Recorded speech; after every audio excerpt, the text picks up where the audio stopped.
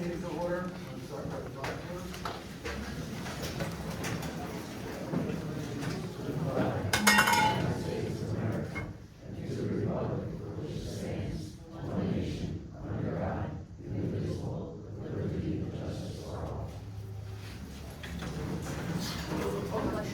Statement.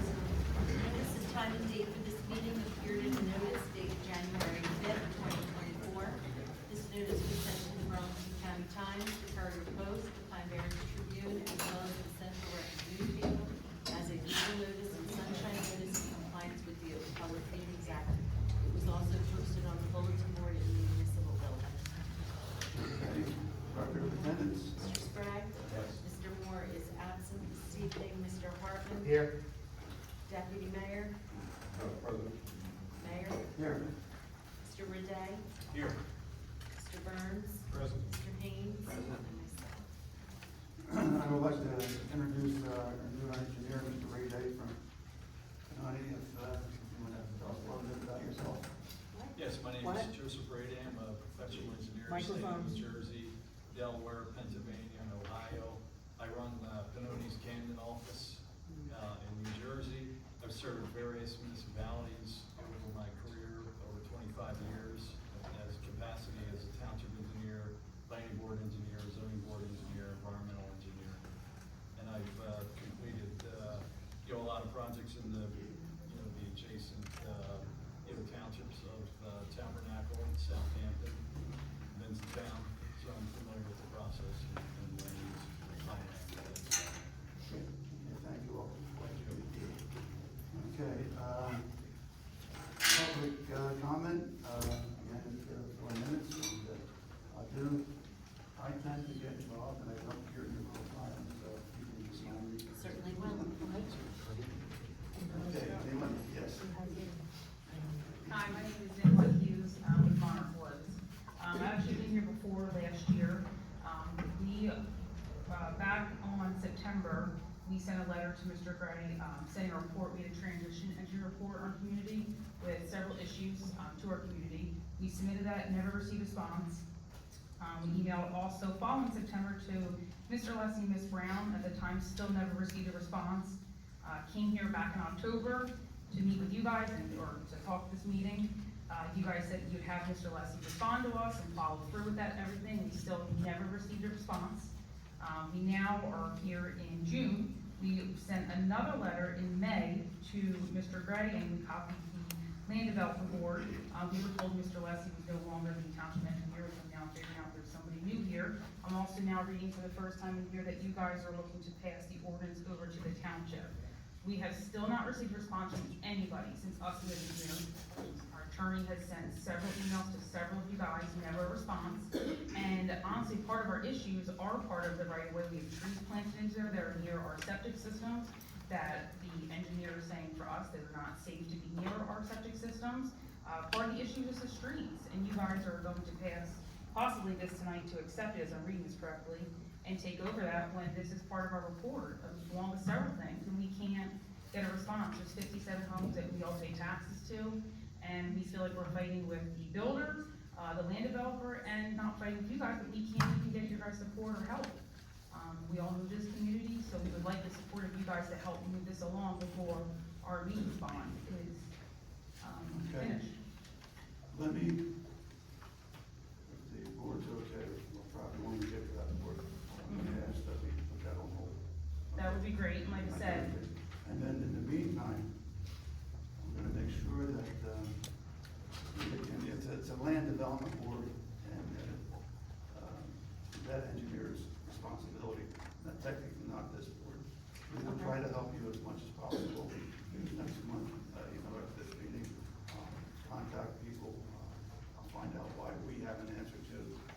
All I can say is I'll look into it, because this is the first I've heard of it myself. okay, and if we can have email for get your new email, since we're not working with Mr. Leslie now, not that we ever worked with him, he's never responded to us. Well, you're still working with Mr. Craig. Okay. Thank you, appreciate it. But we'll try to assist you in any way we can. Okay, and you guys have response from him? Mr. Gray has the authority. Okay, and he has our attorney's information, the report that we have, so like I said, it's a 3-year-old community, we're hoping to get this kind of finished up before the meeting's done, so. Okay, asking, the member asked me to relay the contract, Mr.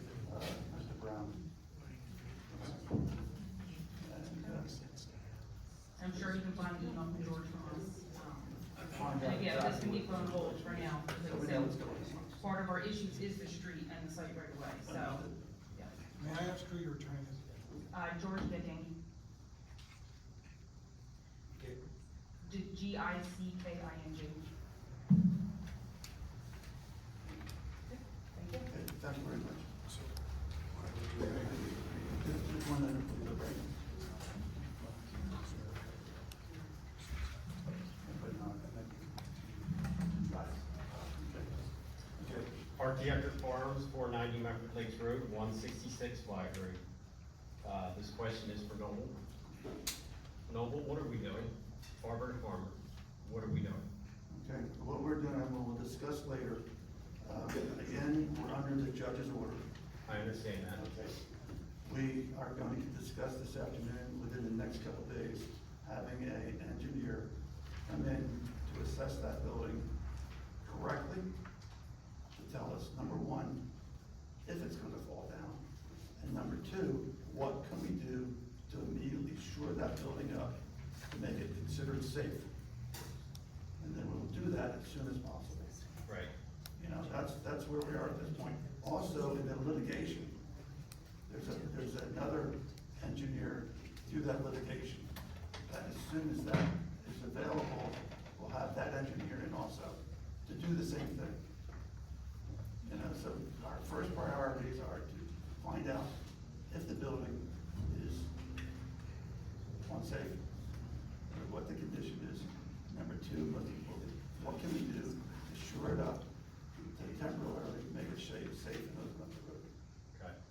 Well, that's where I was coming from, because we've already lost money. How much more money do you want us to I lose? understand that. I still have 60 acres of hay standing. That is beyond low quality, because I wasn't able to harvest it fast enough. I lost money because of that. And Mr. Barton, you have a lot of work to do to mend this together. There is a disconnect between the farmers and this township right now. Because nobody has reached out to me, nobody has stopped at my farm, nobody has put up a sign stating at 206 that our business is open. We are losing money. We could be in imminent danger of losing our farm because of this. I have no way to get around to my crops with my tractors, with the detour, cutting through people's backyards, getting to where I have to go. This is beyond outrageous that we can't do what we need to do. We can't pick up the farm and move. It's, the location is where it is. The fields are where they're at. As much as I love Salem County, heck, I should just go down there and say, I don't want to be in a township that doesn't care about their farmers. Because I'm sure there's a township down there in Salem County that cares for their farmers. Chesterfield, Tabernacle, Salem County, these are iconic townships for farmers. Iconic. The staple for this town. On the logo is tractors, vegetables, and farms on your logo when you walk into the township building. This is who we are. And no, I've been stuck in the middle and left out of this situation. I have two little boys at home that I have to provide a living to, and I'm losing money because of this. A first generation farmer. There is no excuse. I take a lot of pride in what we do with our farm. I want a township that takes a lot of pride in what they do for their farmers and small businesses. Enough is enough. So I'm inviting you to my farm to take a look at firsthand. I mean, it is beyond quiet. There is no customers coming down, nothing. We're gonna lose crops, and we only have a certain amount of months to make an income. You can't make hay in January. You can't sell produce in February. So I'm asking the committee, we need to come together. I'm taking your word, I want this to work with the township. I'm here to be an established farmer and a staple for this town.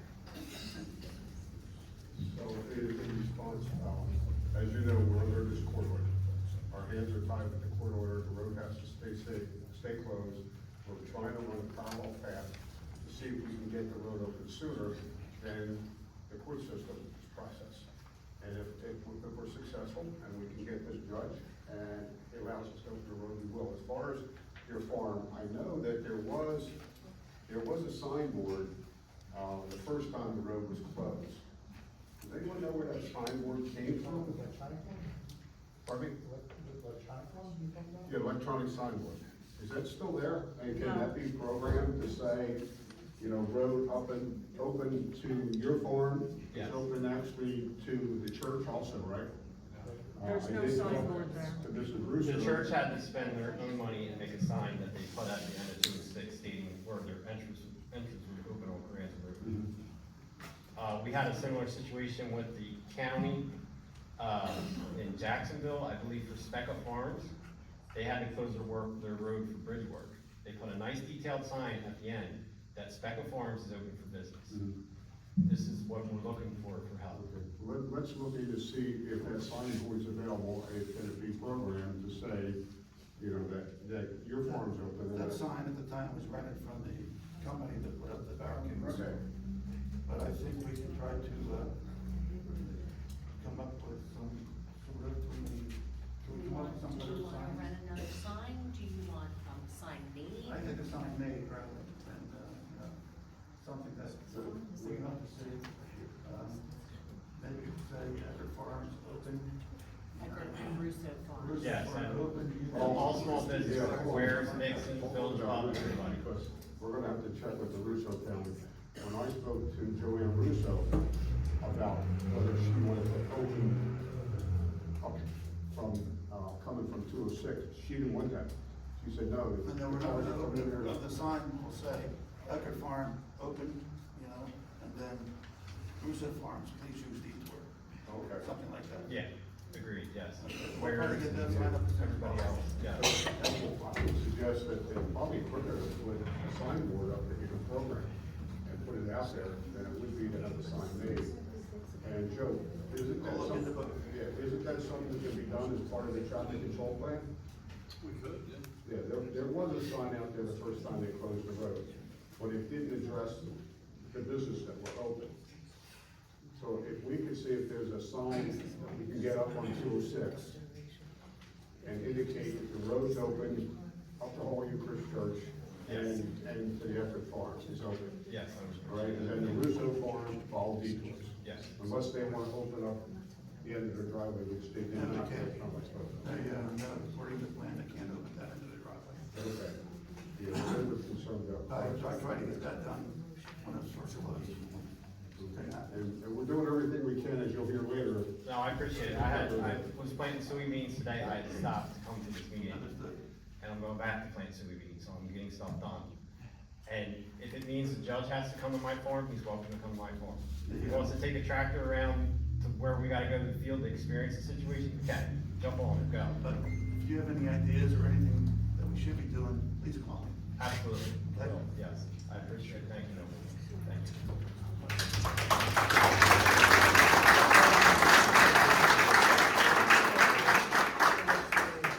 Anyone else?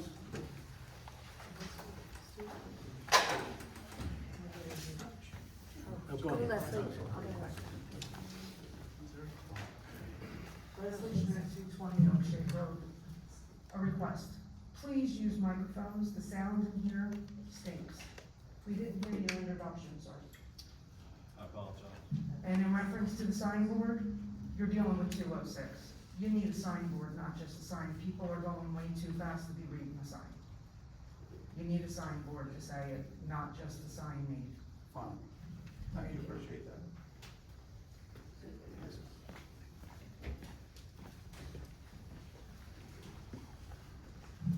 Good evening, Diane Boss, 201 Skylar Court.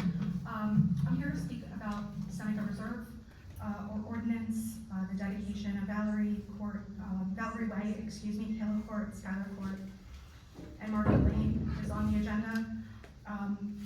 We just heard some public comment about Monarch Woods. We don't have right-of-way issues. Those issues are separate and apart to our community. We would just ask that you do vote on the ordinance tonight to take over our roads dedication. Okay, thank you.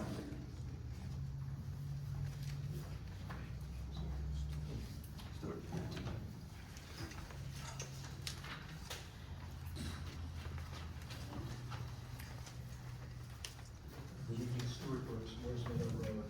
so disheartening to hear you say that our hands are tied regarding the road closure. And that closure occurred because Mr. Moore, Hartman, Stone, and Boyd voted to demolish the building, and they did no analysis, no independent analysis. They officially determined that that building was unsafe without any analysis. And in opposing the injunction, Mr. Burns submitted 5 certifications from those so-called experts. Each said the building was unsafe. So if the building's unsafe, the road is unsafe. It's just that simple. And the judge's insistence on road closure simply accepts our official position. I don't expect the road to be opened up until the judge is satisfied that the building and the road are safe. And I want to make sure that this new report helps the judge do that. Because if it favors the road opening, then the judge has to weigh it against the 5 reports that were submitted that said it's unsafe. So I don't see how that advances this. I think we have the wrong strategy. Mr. McNaughton, Mr. Sprague, you guys lost the vote against demolition and against hiring an independent engineer. But then the judge enjoined the demolition and required the hiring of an independent engineer. So in that sense, you won. Take the win. Take the win. Tell the judge your goal is to make the building safe, open the road ASAP, and ask for the prompt hiring of that structural engineer. Instead, we got involved in reconsideration. We opened the road in violation of the court order, held a parade at the building that's been officially deemed unsafe. All this is prolonging road closure and pissing the judge off, understandably so. We don't want another sideshow with this, I think, 6 engineering report to get lost on this road again. We need to think this one through, clearly explain it, and explain it publicly. And I'd like to know who voted for reconsideration, because that really cost us time. As you know, Clerk, we had a fight with Clerk Brown to get those April 22 minutes posted. And as it was, she never got it right. She left out the actual vote for consideration. She says that there was consensus. We have a right to know who voted and what they voted for. My question tonight is, who voted for reconsideration? And regarding that structural engineer vote, agenda item, that isn't new business. It's listed as new business, but it isn't. Mr. Burns had already written to the judge asking him to approve that idea. The subcommittee of Mr. Sprague and Mr. Barton supposedly retained the structural engineer and even set last Tuesday as the inspection date. But the truth is, you haven't publicly decided to hire a structural engineer.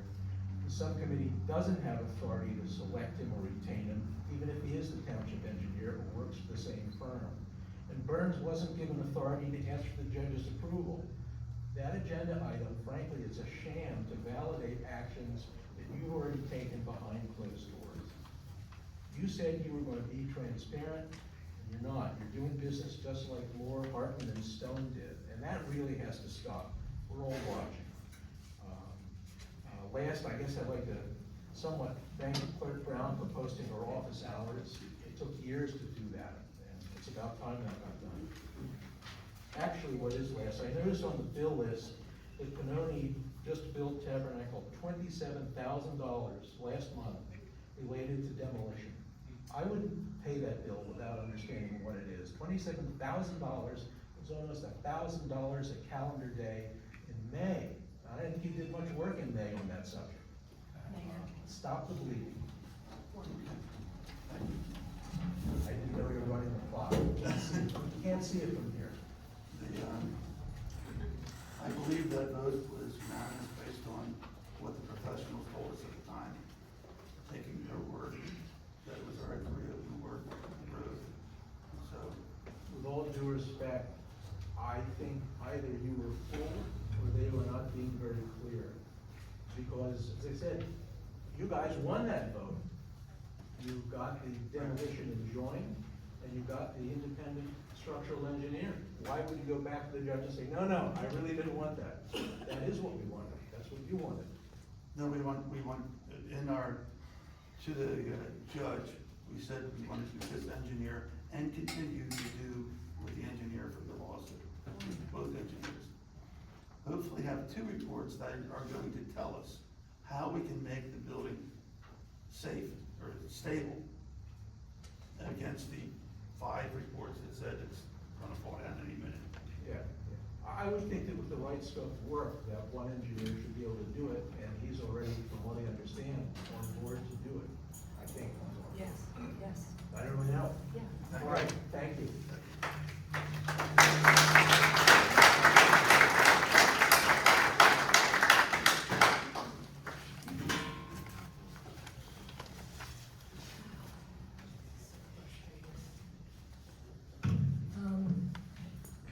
Let me get my clock. We can't see the clock, which is unfair, so we don't really know what the time is. So if you're gonna actually count the time, please disclose the time, so we at the podium here, the dais, the podium here can see it. Fran Brooks, Moore's Meadow Road.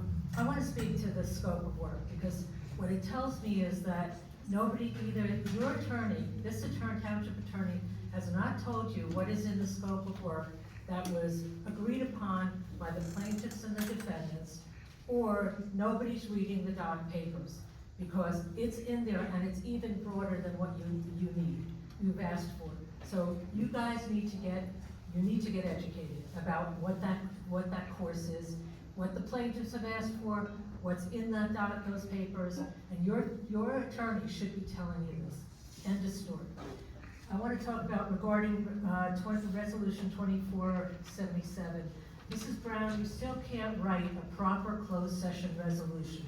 There's no way a citizen would know what municipal agency the shared service agreement is with and the relevant person. Are you ever going to learn how to write a proper resolution that's required by the OPMA and OPRA? Mr. Hartman, your social media posts, and I'm hanging this up and people can't really see, are horrible and are unbecoming to an elected official. This post shows a skeleton of a woman pole dancer with a sign that says tips. Pole dancing has been and continues to be associated with strippers and the exploitation of women. The other post has a picture of you, and I guess your wife, behind bars, and a separate picture of children behind bars. The text says, arrested by the FBI, ? Mark and Jason were arrested after breaking into the office to watch porn, sentenced 3 days in jail. These posts show a bad judgment you have, and that you are unfit to serve in public office. What you do in your own home is your business, but it's no longer your business when you bring it into the public domain. Also, because you're no longer part of the Stone Moore Quorum, you're now supporting issues you voted against several weeks ago. Your lack of commitment to your previous votes, lack of common sense, and ignorance shows that it's time for you to go. You should resign immediately. For a public official. Before I was in office. It doesn't matter when it was. Okay, so It doesn't matter when it was. also. It doesn't matter. Go back to You my shouldn't be childhood in public office and putting this on social, this should not be in social media if you are in public office, okay? How much time is left? Nothing there. 1 minute. As for the Burns 617 letter Stewart referred to, the judge hasn't responded to it, and he's likely not to. The judge's 610 order for all of you to show up is predicated on filing a frivolous motion for reconsideration. It should have never been done because you put back the road closure and the determination of the building, the condition of the building for a minimum of 8 to 10 weeks already. It is unheard of when a judge puts it in order and applies Rule 1:4-8. What that rule refers to is a frivolous motion, Mr. Burns, and you know it as an attorney. You should have never done what you did because it has delayed for weeks and weeks and weeks. And now you're talking about an extra letter? going into the judge has got to be rolling his eyes in disbelief. Okay? It appears that the advice Mr. Burns is giving the Township Committee is a disaster. It's equally bad that the committee is following his advice. Burns needs to go, so does Thank you, Mrs. Fran. Brown and the rest of the professionals. Thank you.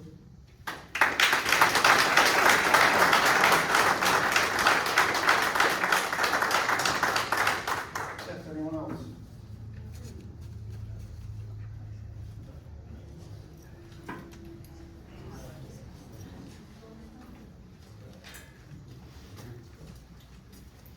Brian Serafini, 100 Hawkins Road. A little bit towards Mr. Barton. Wanted to find out if you did get in contact with the county and Seneca High School in regards to what might be being proposed at the end of the street of Hawkins Road that you were going to look at for us. I have not. I did call, I spoke with Mr. Brickley. I requested him to go out and review the intersection and determine whether or not the yield sign could be changed to a stop sign. He then forwarded it on to his engineering crew, who reached out to me. They are gonna start collecting data on traffic control and things like that, but they said it may not be until the fall. They said that a stop and yield sign served basically the same purpose, but the yield sign is put in an intersection when there is not a lot of traffic flow, which at the time of this intersection, they didn't feel it was. He said to put a stop sign where there isn't a lot of traffic flow causes people to just roll through the stop sign, which then causes more issues. They suggested that we get the increased enforcement through state police. We also, you had asked about the crosswalk with the school.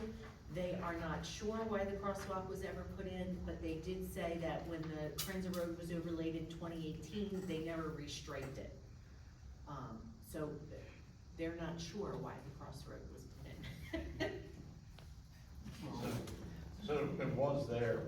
Are they going to? Are they going to restripe it for the safety of the children, or? He did not say that. All he said is that they're gonna be working on looking at the intersection as a whole, in the whole area. But that right now they're doing multiple projects that were scheduled for the summer, and this may have to be a fall job. Can you contact them and request crosswalk training? Request it be restriped. Yes. What's it gonna do for it being done in the fall with the issues Excuse me, now? just one person. Thank you. And you can come up again if you want. The other thing is, we started having some progress with Tom Alessi in regards to Hawkins Road itself. Now that we have a new engineer that's stepping in, is that something that we're gonna start all over, this whole process? He should just come up running. No, Yes. if I can again. I have spoken with Mr. Riddell, I believe during his, report, he's gonna speak on it. I have spoken with him about when we talked about putting a stop sign midway through. So, if you can give Mr. Riddell, when, at his report, he may be able to respond better. Okay. Okay, I did And bring then- him up to snuff on it all. And then Mr. Barton, he was looking at, the potential with the grant, for the money only paving half the road. Are we still moving forward with half the road? Are we gonna look at the whole road? You know, what are we thinking about as far as money to get the other half of the road paved? Are we gonna take another grant? Are we gonna look at interest? Are we gonna look at cost over a period of another year or two, what inflation is gonna do? Have we done any type of analysis to that road, you know, for that money for this road? You know, because I know you were having a big issue with After the meeting, I had a long talk with our administrator, so she has a lot of these answers. Okay. I have to go look into it. We have on the agenda tonight the authorization to submit the next DOT grant. Okay. And Mr. Riddell and I spoke today, whether or not committee wants to move forward with phase 2 of Hawkins Road. Okay. That's time. Yeah, that's fine. We've all been chatting. All right. I was gonna flag committee in a few minutes and see if that's the course of action you wanna take. I think what we have to look into the number one cost, and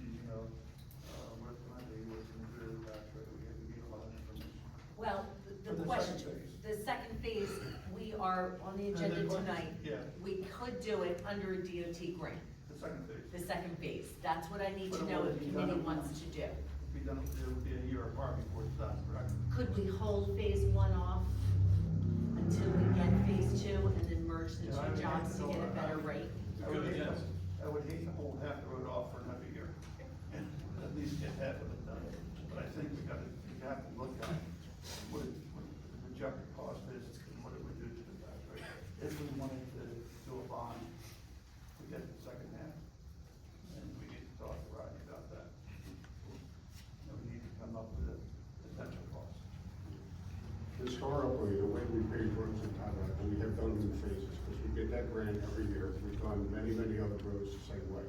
If we want to pave the whole road, and we'll have to bond, that means we gotta borrow money. I understand that, Joe, but do you want, also the thing that you have to look at is the fact that they inadequately put all these drains in the road, so we're gonna pave half the road, have half the road still flooding out. Like, what, that makes no sense, they gotta mill this whole road, they gotta mill the whole road, so you're gonna mill it in phases? Sure, if this committee decides they want to do it in phase one and phase two, just like we did Carranza Road, just like we did Park Road, just like we did every other road in this town, we do phase one up to a point and stop, and then we do the next phase the next year with the grant. It's either that or we have to borrow money, we have to go in debt, and then debt means we raise taxes for everyone when we do that.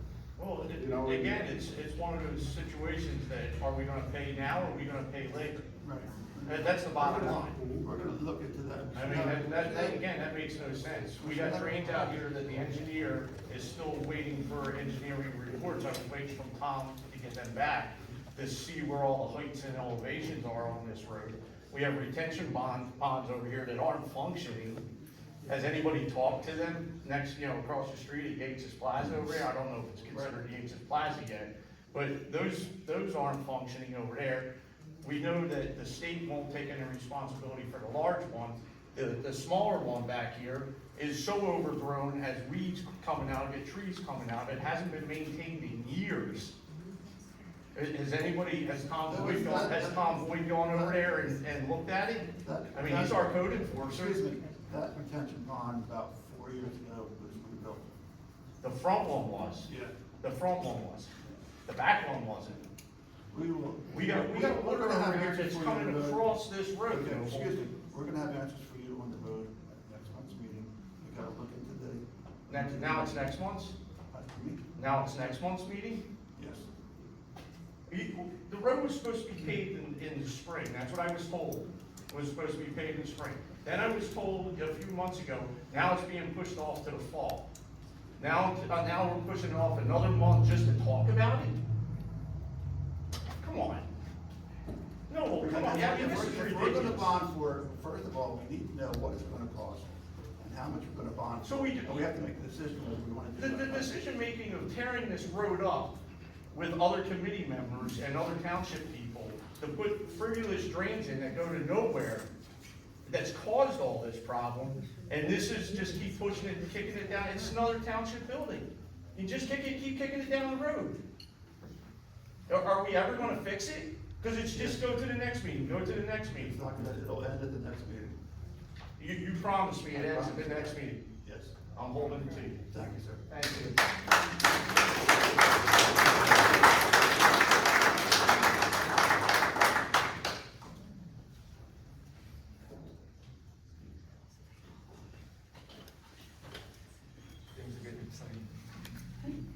Carl Delaney, Tabernacle.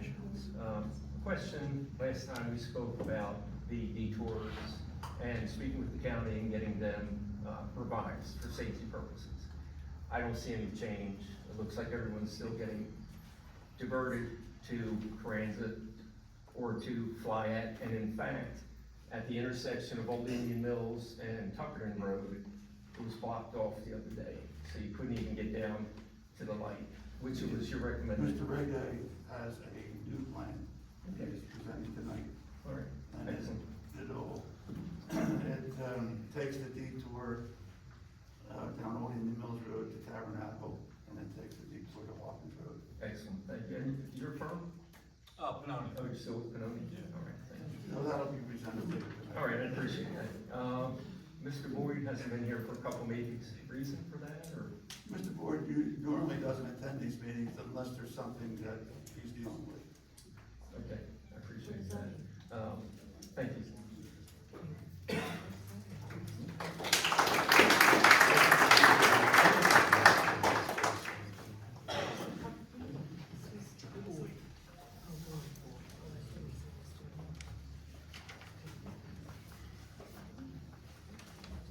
Doris Underwood, 1619 Route 206. I understand the man's frustration with the road, but I don't see why we should, get a bond and our taxes go up, or we can get a grant and get the money for free. Because I don't wanna be taxed having a house. You know, already the school taxes are going up, our taxes are going up for street sweepers. I'm sorry, so Didn't you say street sweepers? We had the, we have to rent. Yeah, so we have to- 3 times a year. so they had to go up for that, didn't you say that? Yes. And then school taxes are going up, and I'm not about to be taxed out of my house I grew up in, you know, and that's what I feel bad. Thank you.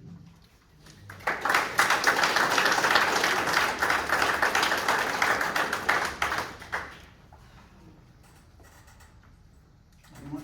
Yes. I should make a correction real quick for Mr. Burns. It wasn't Gagnon, which I apologize for the record. It's George Graychex, which is Greatrx with Hill Woolworth Law Firm. Anyone else? Yes, sir.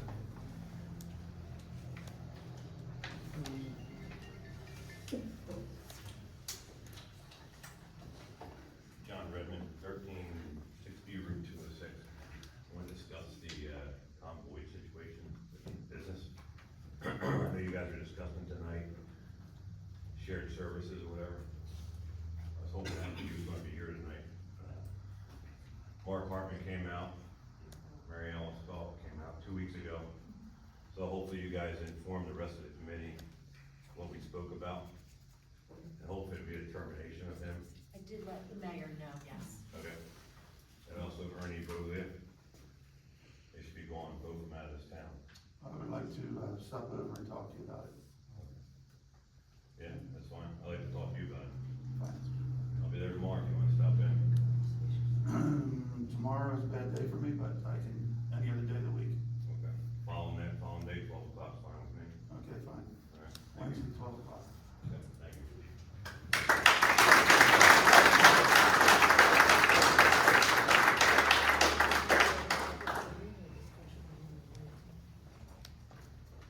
Brian Jeffrey, House of Sherry, Hill Road.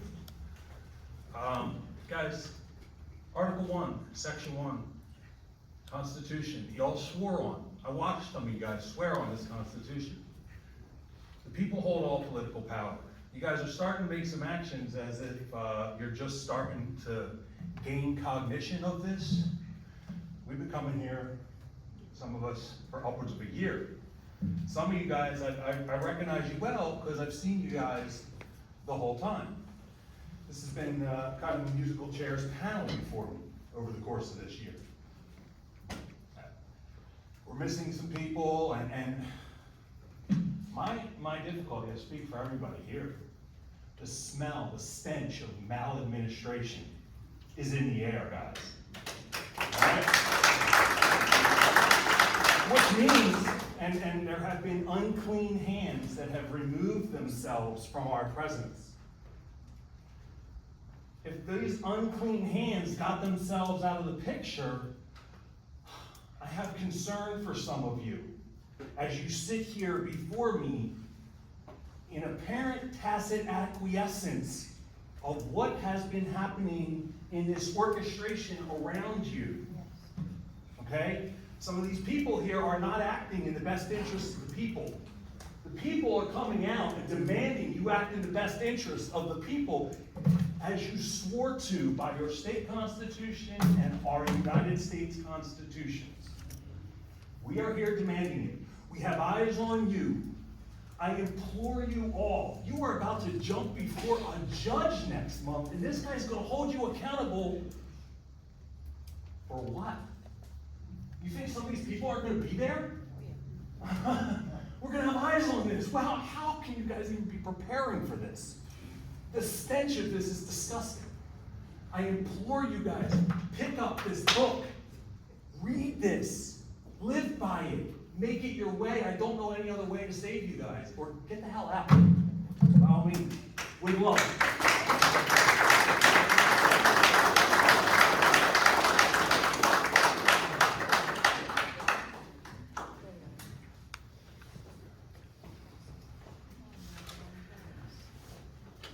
Mary Ann Holloway, I live in the Pinelands. There's a couple of quick things. I want to do it quickly so I have enough time. Under Robert rules, the standard time for people to talk is 10 minutes. Most municipalities take that time down.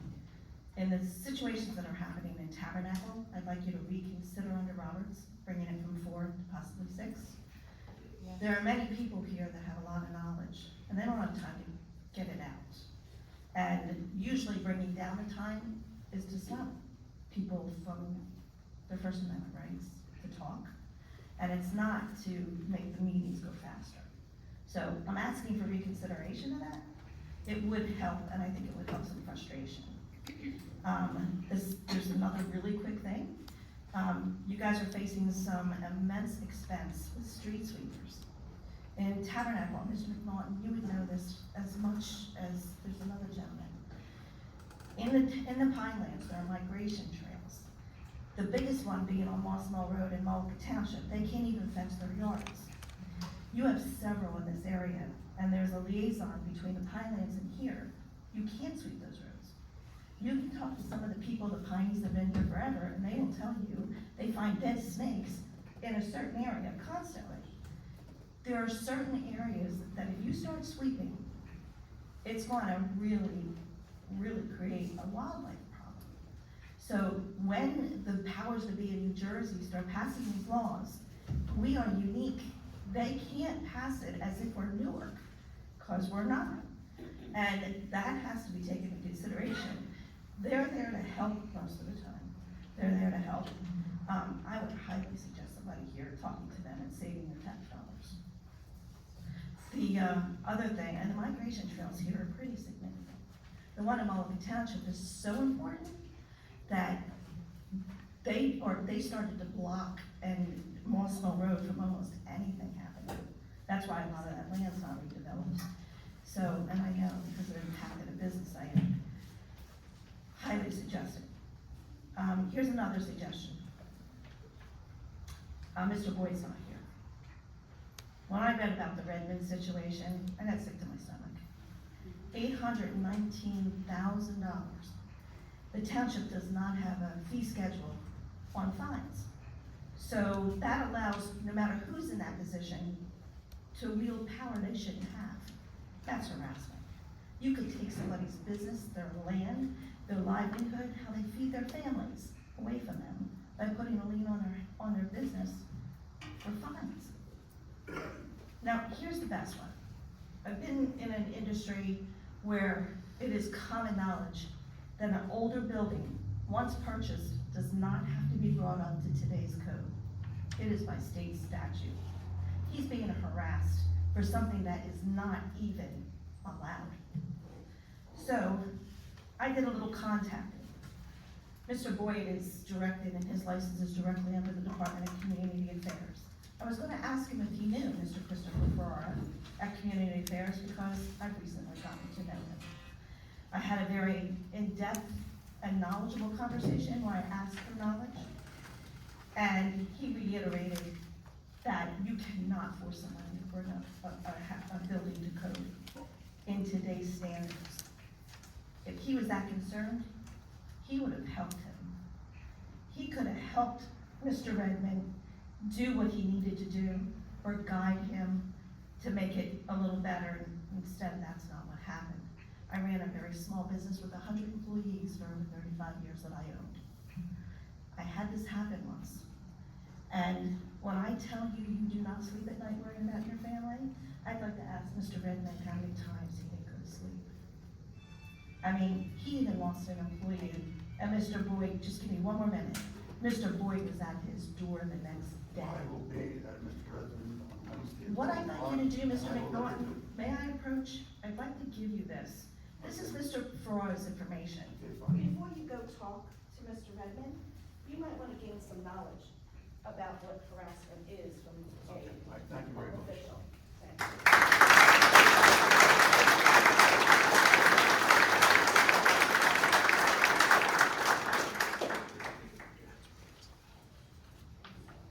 Thank you very much. Good evening, Board. Joe McNally, Flagstone Drive. Just a quick public service announcement.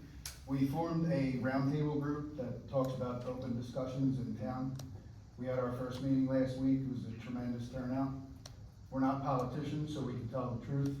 We have Oprah requests. We have current documents. We have lawyers behind us. Strength in numbers. Mr. Redmond, I implore you to come out. Farmer on Fly Road, I implore you to come out.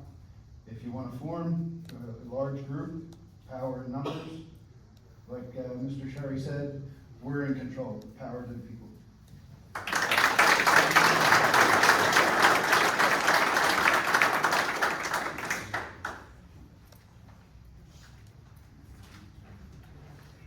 How we doing, everybody? I love Tabernacle, you all know that. So I'm gonna read a little bit from this New Jersey Constitution because I'm gonna just frequent recurrent to fundamental I'm principles. sorry, excuse me, sorry, name and address? Raymond, and everybody knows my address now from Orleans Mills Road. Trying to take care of this place, so this is something your lawyer likes to hide from you guys, and I think Mr. Hartman and Mr. Moore need to get on the road because you said you can't be mayor, but you got time to sit here. I just think it's a kind of a problem. We don't know if Maury's been here a bunch of times recently. We gotta do something about him. So this is from the New Jersey Constitution. Everybody needs to get one of these and realize what they're hiding from who you are compared to your trustees up here. All political power is inherent in the people. Government is instituted for the protection, security, and benefit of the people. And they have the right at all times to alter or reform the same whenever the public good may require. That means if we ask our trustees that we're not happy about somebody up here, we can come together with this many people because we're participating in this government. Nobody else is, but we are. We're here. So we need you guys making moves. You know what I'm saying? Because it's maladministration. It's warring against the state constitution when you don't do what the people ask. We wrote to you guys a lot over this last year. I've been coming here a year now. July 3rd last year, I came here for the first time and I found out it was a free speech problem in here. The Hartman rule. We started writing notices to these guys. We got 1,674 of them. The sheriff got them, the Supreme Court got them in Trenton, people in DC got them. Everybody knows about the maladministration here. So everybody needs to keep coming. You should start talking. Everybody needs to talk. You got a voice here and you're gonna lose it if you don't use it. So there's another thing. Paragraph 6 of Article 1. Every person may freely speak. There's 4 minutes I'm not happy with, but I worked with Natalie Stone all last year. Since June, nobody knew I was talking with her this whole time. And I taught her all this stuff, and she didn't listen to me. And now look at her. I tried to be her friend. I showed her the way before. You know, I got the messages all the way back. I showed her so much law. It's unbelievable. And she got up here and did what she had to do. But I think you need to go just because you're not available to be mayor. So how can we trust you to be here for a committeeman? And you did participate in maladministration, and that's not gonna fly here anymore. So you guys need to come up with a plan, make a motion. Moore and Hartman gotta go, man. We need people here that are gonna do the job and that agree with the people here. 118, right? 118? What do you mean 118? What's this? Let me see. people have the right to freely assemble together to consult for the common good, to make known their opinions to the representatives, and to petition for redress grievances. All those legal notices we sent you guys, and then I hit you with the affidavits, those still mean that, it's $5,000 a day. That's adding up for a few of you guys. And I'll read that again. Yeah, I'll read those again. They're not trash. They're pretty serious. And a lot of people know about it now. Thank you.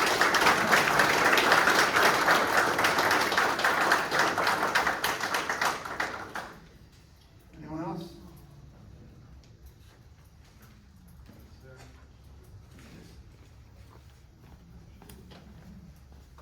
Resolution 220 Oakshade Road.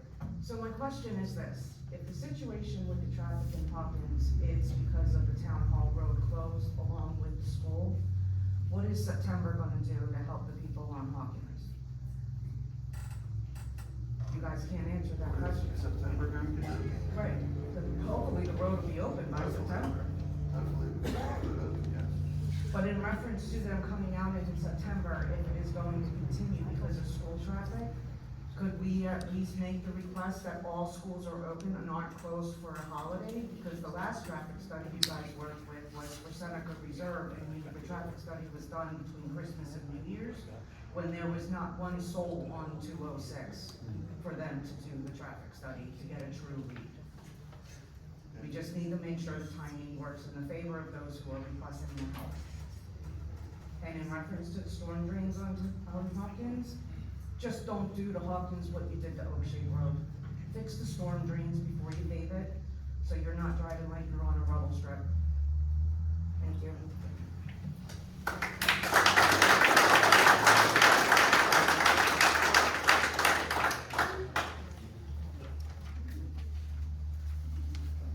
I have too much time to thank Carl Delaney, T-Berry Lane. Back to Hawkins for a second. I'm confused.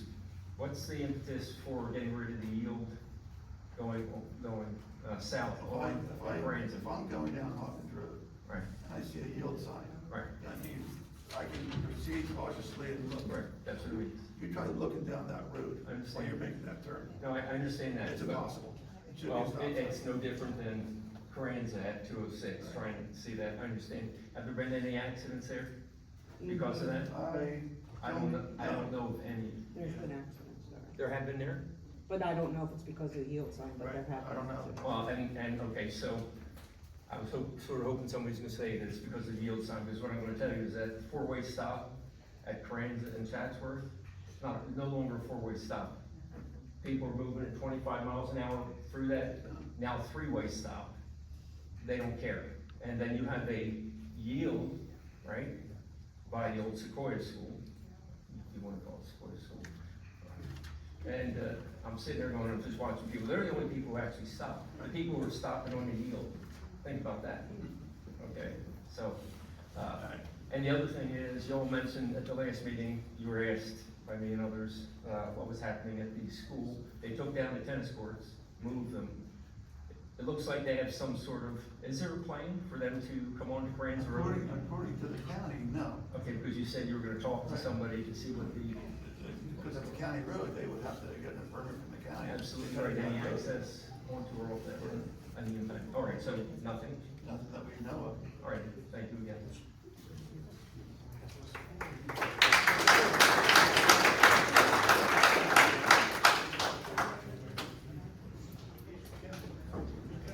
Okay, anyone else?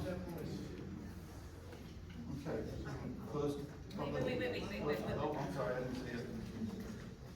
Christina Eckert, 166 Flat Road. I just have a question. You said that you were going to be fixing the detour to send it down Old Indian Mills Road, from 206. However, have you driven down Old Indian Mills Road, around the curve? You can't see oncoming traffic. No, that's. You can't see oncoming traffic coming at you because of the trees that come out onto the road. Okay, people are flying down these roads. You guys need to get in contact with the state police and have them sitting there. I live on Flyett Road, okay? My portion of the road He's 25 miles an hour. The other night, I was out with my 2 little boys playing soccer. The ball went into the road. I told my boys, don't go out there. A truck hit the ball, flying, never stopped, never even looked back, hit a brake light, anything. This is getting out of control. And my fear is that's the way that I come home from work now. I'm scared that I'm gonna be hit with someone flying down that road. I mean, it's just getting out of control, and there's no accountability. The state police are not coming out when they're called. They said that they don't have enough people. I mean, it's scary. So, I mean, I'm asking that you guys do something. If that's the way that you're gonna be detouring traffic, let people know that Flyett Road isn't part of the detour. That part of Flyett Road isn't part of the detour. I mean, people shouldn't be flying down there. Thank you.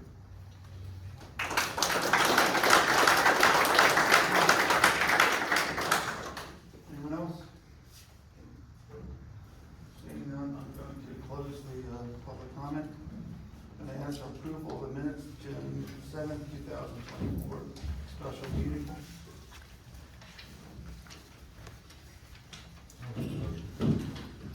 I'll second it. Thank you. Go ahead. Roll call? Mr. Sprague? Yes. Mr. Hartman? Yes. Deputy Mayor? Yes. Mayor? Yes. June 7th, 2024, executive meeting. I'll make the motion. I'll second. Roll call, please. Mr. Sprague? Yes. Mr. Hartman? Yes. Deputy Mayor? Yes. Mayor? Yes. Okay, submission of bills and claims. Bill list number 1, $1,482,380.34. I'll make the motion. Second. Discussion. Discussion. Yeah, Mr. Brooks brought up, I know you 50, item 12 at 27,406. Do we have more than just an invoice that tells us exactly what was done for that amount? Mary Ellen? I believe Mr. Haynes is pulling it out. Okay.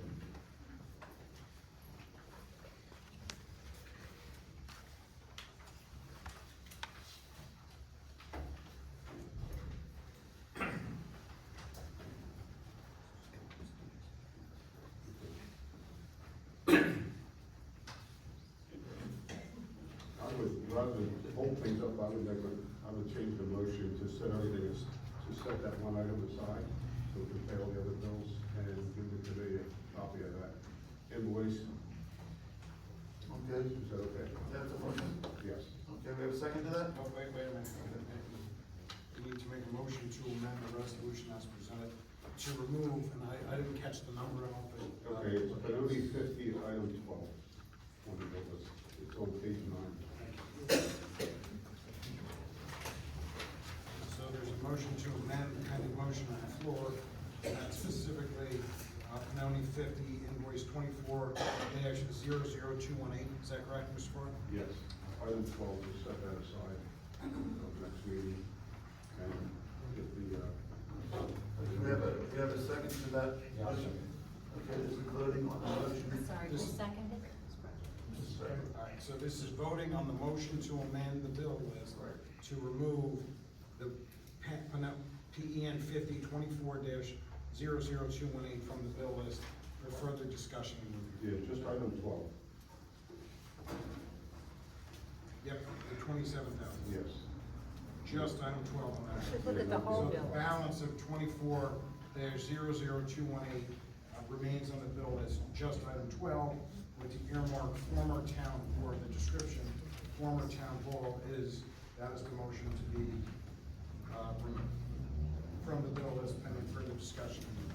Okay. We have a roll call on that motion. This is just to remove that, not for the whole bill list. Mr. Sprague? Yes. Mr. Hartman? Yes. Deputy Mayor? Yes. Mayor? Yes. Okay, now I'm going to call for a motion to pay the bills. As amended. Oh, we have that, we already have that motion. Now we're going to vote on the amended motion. Okay. Yes, we're voting on the bill list as amended.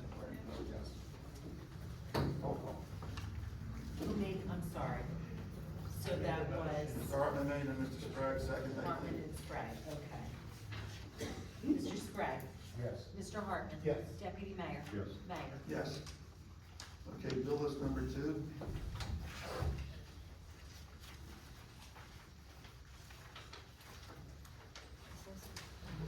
I'll make the motion for it. I'll second.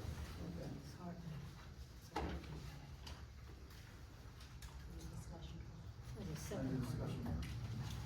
Roll call. Mr. Sprague? Yes. Mr. Hartman? Yes. Deputy Mayor? Yes. Mayor? Yes.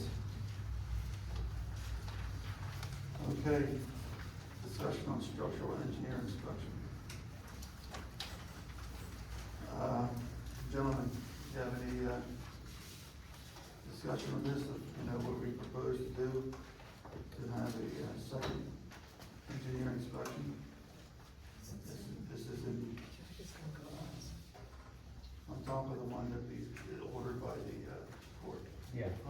Okay, so at our last meeting, Mayor, you appointed, Mr. Sprague and I as a subcommittee to look into, originally we were gonna go out, we're looking to have a request for proposal, go out to bid for a structural engineer to give us an analysis of the building, number 1.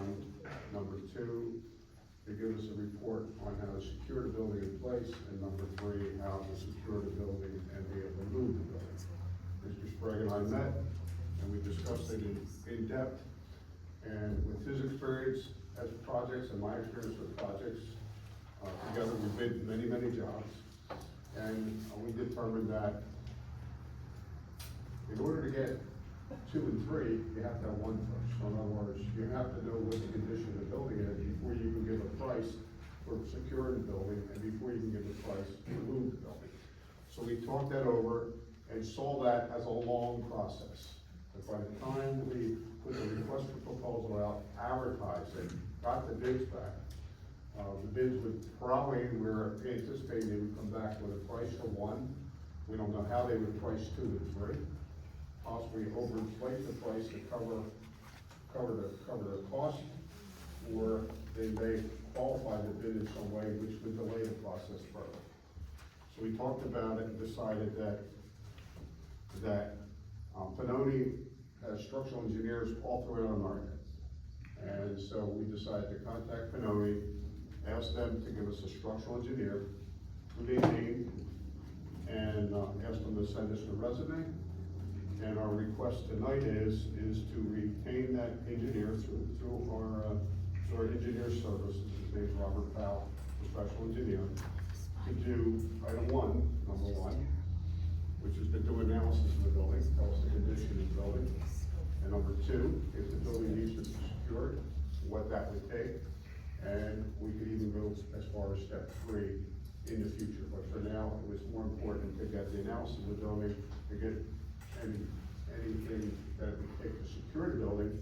And the hope was that if we did that in parallel with what the court is doing, by having an independent engineer that we're not allowed to participate in, that if we got that report sooner, then we would ask our attorney to contact the plaintiffs and the judge and see, depending on the report, and what the report says, and if it's favorable, or if we could secure the building in a quick point of time before we get the report from the other engineer, then we would move forward that motion. So that's our recommendation to the committee from the subcommittee.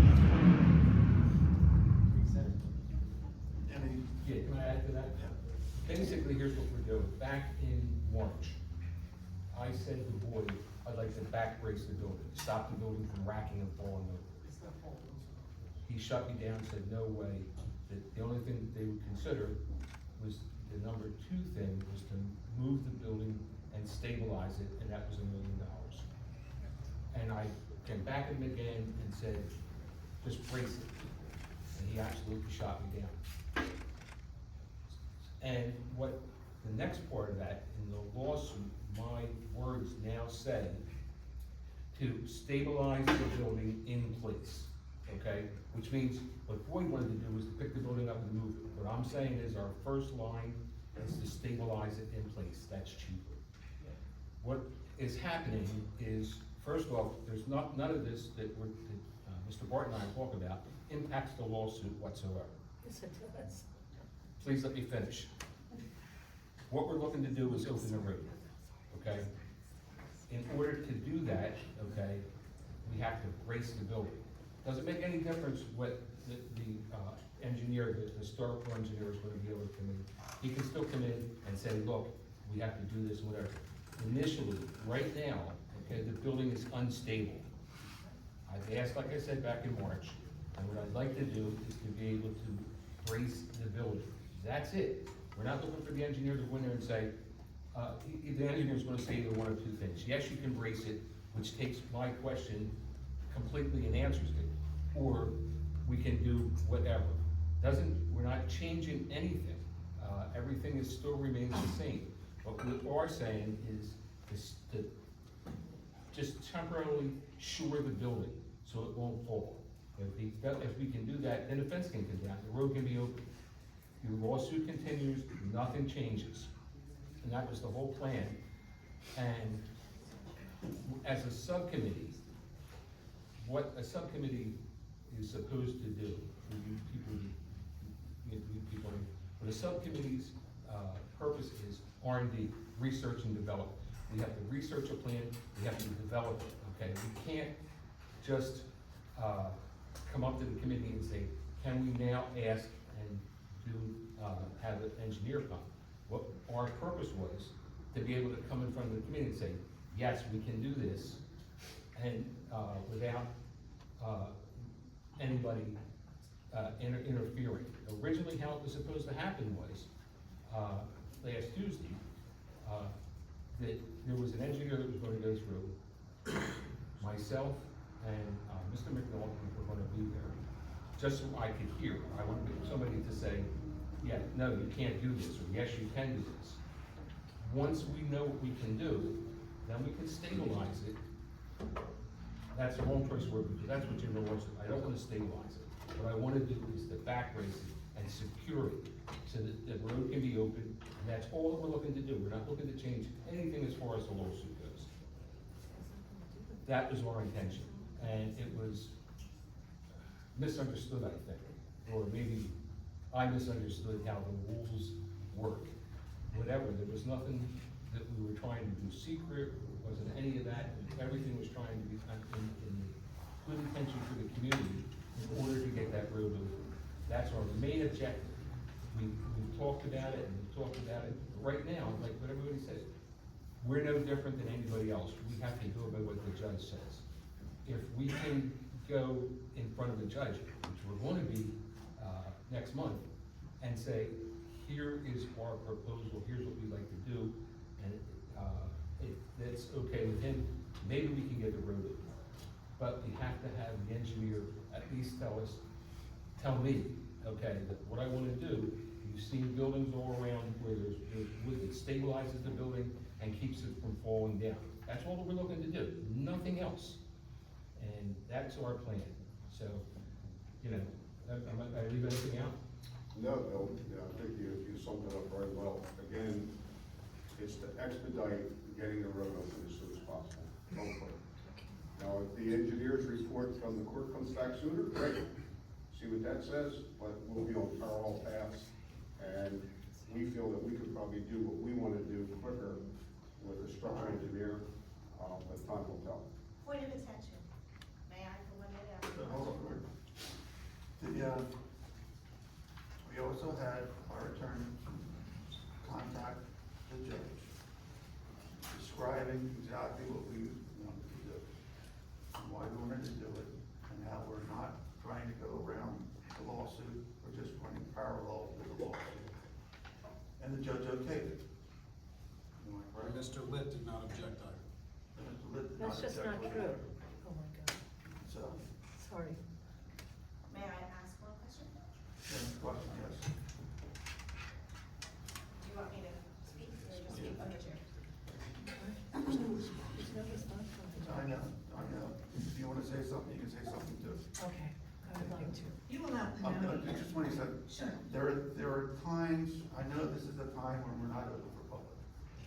But there are times when we're gonna be discussing something that is very technical, and sometimes we need public input on that. And I'll open it up to the public for something that, to me, this is very important. Thank you. So, you know, I'm not gonna do that all the time.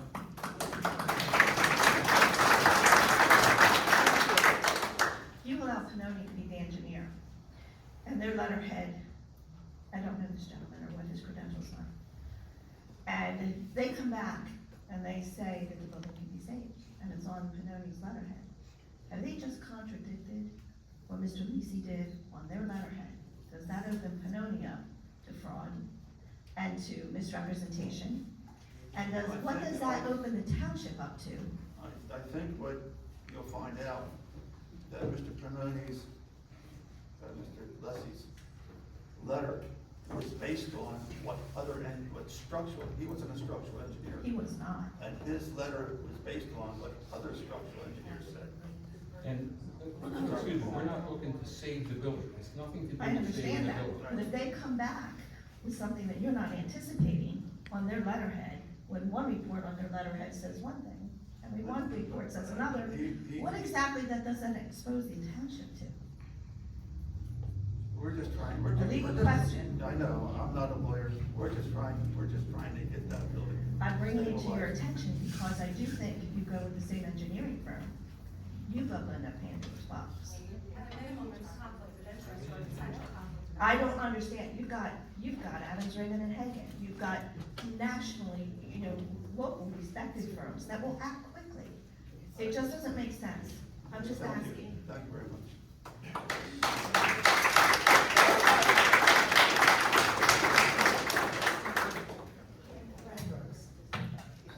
Good evening. Let me speak to a couple of issues. Make it quick, please. I will. First of all, Mr. Barton and Mr. Sprague were appointed as a subcommittee. Subcommittees can only investigate and make recommendations, but you can't go ahead and spend money.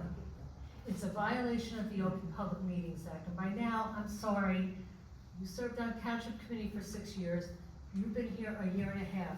You should know by now that you can't do that, and it has nothing to do with whether you're using the Pannoni firm or any other firm, because they're gonna charge us for that evaluation and the time they come out, because they have charged us for every single penny that they have, every single report that has taken place in this, that has been ordered in this township. So we're gonna get charged. You don't have the ability to charge, authorization to charge money. That is only under the purview of an entire committee, the public committee. So first of all, that was a violation. Okay, that's number one. So that's gotta get corrected. The other thing that is a real problem is all of these letters and the motion for reconsideration has put back the process. There was an agreement by the township, it's my understanding, and you have a plaintiff here who can speak to this, that the township and the plaintiffs had come to an agreement about an independent engineer, structural engineer. Why did that process stop? By filing a motion for reconsideration, which was totally unnecessary. You maybe wanted to turn the bill, Mr. Burns, but it put us back weeks and weeks and weeks. There was no, oh, it sure did, and that's why you're being hauled into court on July 19 to explain a frivolous motion, because your name is on it. And this is what's so bad, I'm sorry, Mr. North, this is so frustrating to listen to this discussion. You don't need a parallel, you've got an engineer who's gonna do a full scope of work, okay? Implement that engineer, go to it, but don't delay it anymore by sending more letters to the judge, who's not gonna answer, because he hasn't answered yet. And my theory is, hypothesis is, he's never gonna get back, because he's looking at that and saying, what is wrong with these people? They have not gotten the message. Thank you very much, ma'am. You're welcome.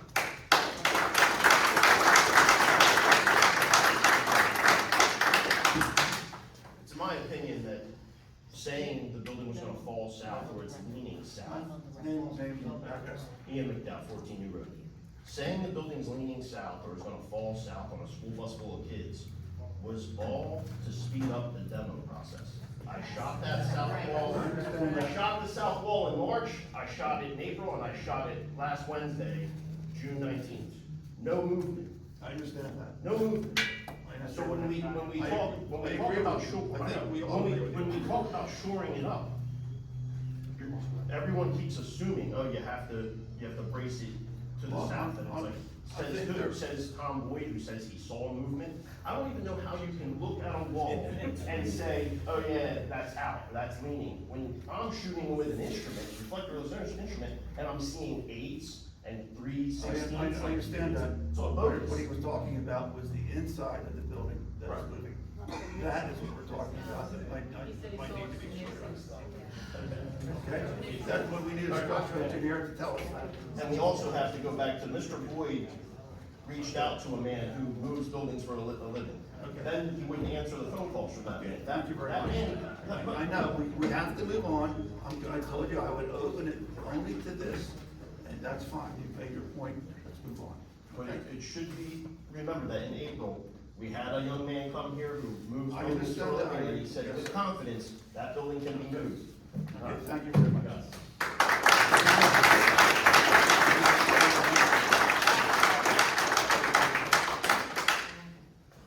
Kathy Cream, 60 Hoffman Road. I just want to say, as of 2 hours ago, my lawyer has not heard from the judge. So I just want to put that out.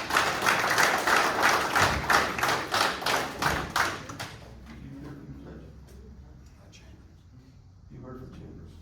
That he has no objection. No work can be done There you go. before going back to court. No work. So even if there's a plan to shore it up, that can't happen until. Go back to court. Well, that would be the case if we had the other engineer also. Yes, and again, Mr. Litt did not object to it, but there is a plaintiff here. If they're objecting to it now, it changes the whole dynamic. So if the plaintiff is objecting to it, then this is all for naught, and then we'll just go from there. But it does not seem that the plaintiff, at this point, wants to do that. So I don't know. I think it's a waste of money. Okay, then I guess. And my thing is, my lawyer has not heard from the judge. I don't know how you have. Okay, Stuart, try to make it quick, okay? All right, I'd like more clarity on just that point. I'm very uncomfortable not seeing anything on e-courts, which is the record of all documents submitted to and from the judge, and then hearing Mr. Burns say, yeah, I heard from the judge. No, heard from Chambers. Well, that makes me very uncomfortable that you have, but Mr. Litt hasn't. And I also don't think you can draw that, any conclusions from Litt's lack of objection. Okay. I think this is very shaky, and I think this is the same kind of questionable or uncertain legal advice that has gotten us into trouble before, i.e. the motion of reconsideration. It's just not clear. I think at this point, I would say, though, it does not appear that the plaintiff is, it appears that the plaintiff has objections to this, and they clearly are not consenting. whether it's fine, even no matter what the plaintiff does at this point, I think at this point we need to table this and just go on with the litigation. Well, That's my opinion. yeah, well, And I think we. We didn't have an objection. We're trying to move it along. No, I'm sorry. Real fast, is there anything we can do as a town to contact the judge to ask him to speed this up? I don't have an objection to any process. What I have an objection to is the way Mr. Burns is going about this thing correctly. We did not consent. We said we would look at the analyst when it was done. And you doing the engineer is your deal, not mine. Okay, that's fine. To be clear, they never consented, which was in the letter to the court, to adopt any report that Pannoni issued. That was very clear. That's There were two correct. conditions. Tom Lees couldn't be involved, and they did not consent to adopt any report or any work. But I agree, based on the totality of this evening, that this, I Okay, agree. I think we should, just table this. I think, you know, we might have been involved, trying to find a way to solve this as quickly as possible. And, yeah, it's tough. Believe me, it's tough. Unfortunately, it's in the judge's hand. It's in the judge's hands. Mr. Burns, I know we're not allowed to interfere with the third party, I call it the third party structural engineer, right, that was appointed by the two engineers. No, that's where we're confused. There isn't two engineers. The judge's order that was issued that day gave the plaintiffs 30 days to find an independent engineer, to consult with our engineer, to find an independent engineer. That never happened. Plaintiffs do not have an engineer. Yes, we do. So there's not an independent engineer? Not that I'm aware of. Yes, we do. They have never consulted with any of our engineers or Benoni. I am not in the business of commenting on litigation. Right. However, it's not on executive session, but there seems to be a lot of statements being made that aren't necessarily accurate. But right now, where we are, is plaintiffs and defendants have agreed upon an independent engineer to do it jointly, and the committee is willing to pay half of that, and plaintiffs were gonna pay half of that. We have a potential expansion of the scope of work, which was also in the letter, to which the township agreed, at least in theory, to only apply the 50% to the original scope of work, and the township would pay the remaining. Recently, there's been a request to cap plaintiffs' expenses at $2,500. But that's where we are. So, But the court has not weighed in yet as to the proper scope of work for this engineer. okay, so if I heard you right, the plaintiff's engineer has not contacted our engineer to select an independent engineer? Correct. That, we moved beyond that to try to expedite this, and it was agreed upon from plaintiff directly through counsel with I, in consultation with our engineer as well as the architect, that's how we came to this independent firm, but everybody seems to be. Okay, so the independent firm has been selected. Correct. And are we providing any schedule? The court, it was petitioned to the court to set the scope of work and to set the contract, because again, this is independent, so the court would have to do it. The court, we have not heard from the court with respect to appointing this particular engineer or setting forth the scope of work or detailing what has to be done. So conceivably, they could be at day one, right? If they haven't, if the judge has selected an engineer, and we don't know whether they agree with the scope of work, we don't know when they're gonna start. As they are independent, Right. I have not spoken with anybody from that engineering company. Nor do I understand we're not allowed to, right? So we don't have any idea what the schedule is of when that report's gonna come back. Correct. So again, knowing that uncertainty, as one of the two in the subcommittee, I make a motion that we retain the services of Robert Powers, structural professional engineer from Benoni, to assess the building works as soon as possible. We get that report, and if there's a way to secure the building, as a result of his report, give us that report. And once we get the report, Mr. Burns would ask that part of that motion that you take that report to the court to say, we have an independent engineer. And if it's a positive report, and if it's a way to open the road, see if you get the judge to accept it, to at least open the road and let the independent engineer continue to do what he or she's doing. And hopefully the two reports validate themselves, right? And with the two reports, this committee would be in a better position on how to move forward with that property. I think the main issue is, this type of engineer study should have been done 3 or 4 months ago. That's right, that's right.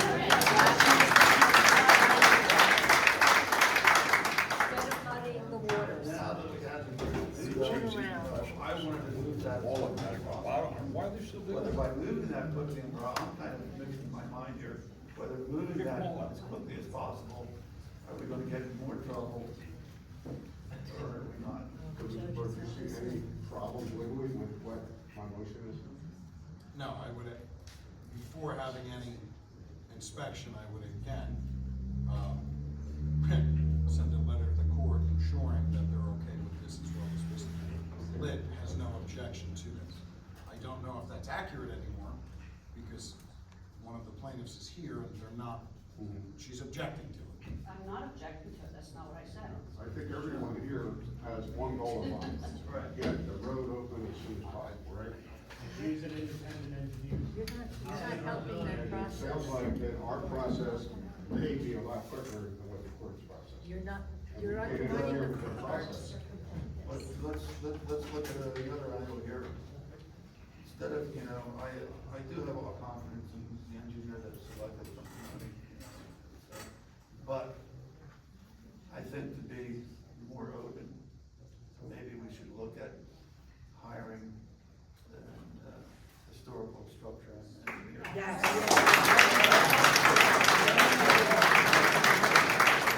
But to do that, we would have to send out an RFP. Yes, and so when Mr. Sprague and I met, so when Mr. Sprague and I met, we discussed it. And the reason we went the route we went was expedited, because we have an engineer. And I've worked with engineers my whole life, with professional engineers, they have a seal. When they seal that document, they're basically putting their career on the line. Okay, so I have complete faith in professional engineers, I've worked with structural engineers, civil engineers. The person independent we all agreed upon is historical structure engineer from Philadelphia. But I believe the judge is waiting to see you people in court before he decides to move forward with this, because he's a little upset. Why That's can't you just my just move forward with the original decision? The timeline. So that's our recommendation. It's terrible. You're gonna get us into more trouble. There's a motion on the table. Oh, we're discussing the motion.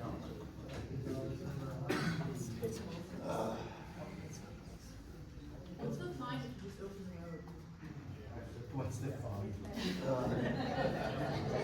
Pretty good. I heard a lot.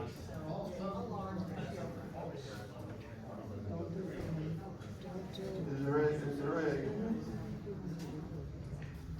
emergency situation? Where we want that to work?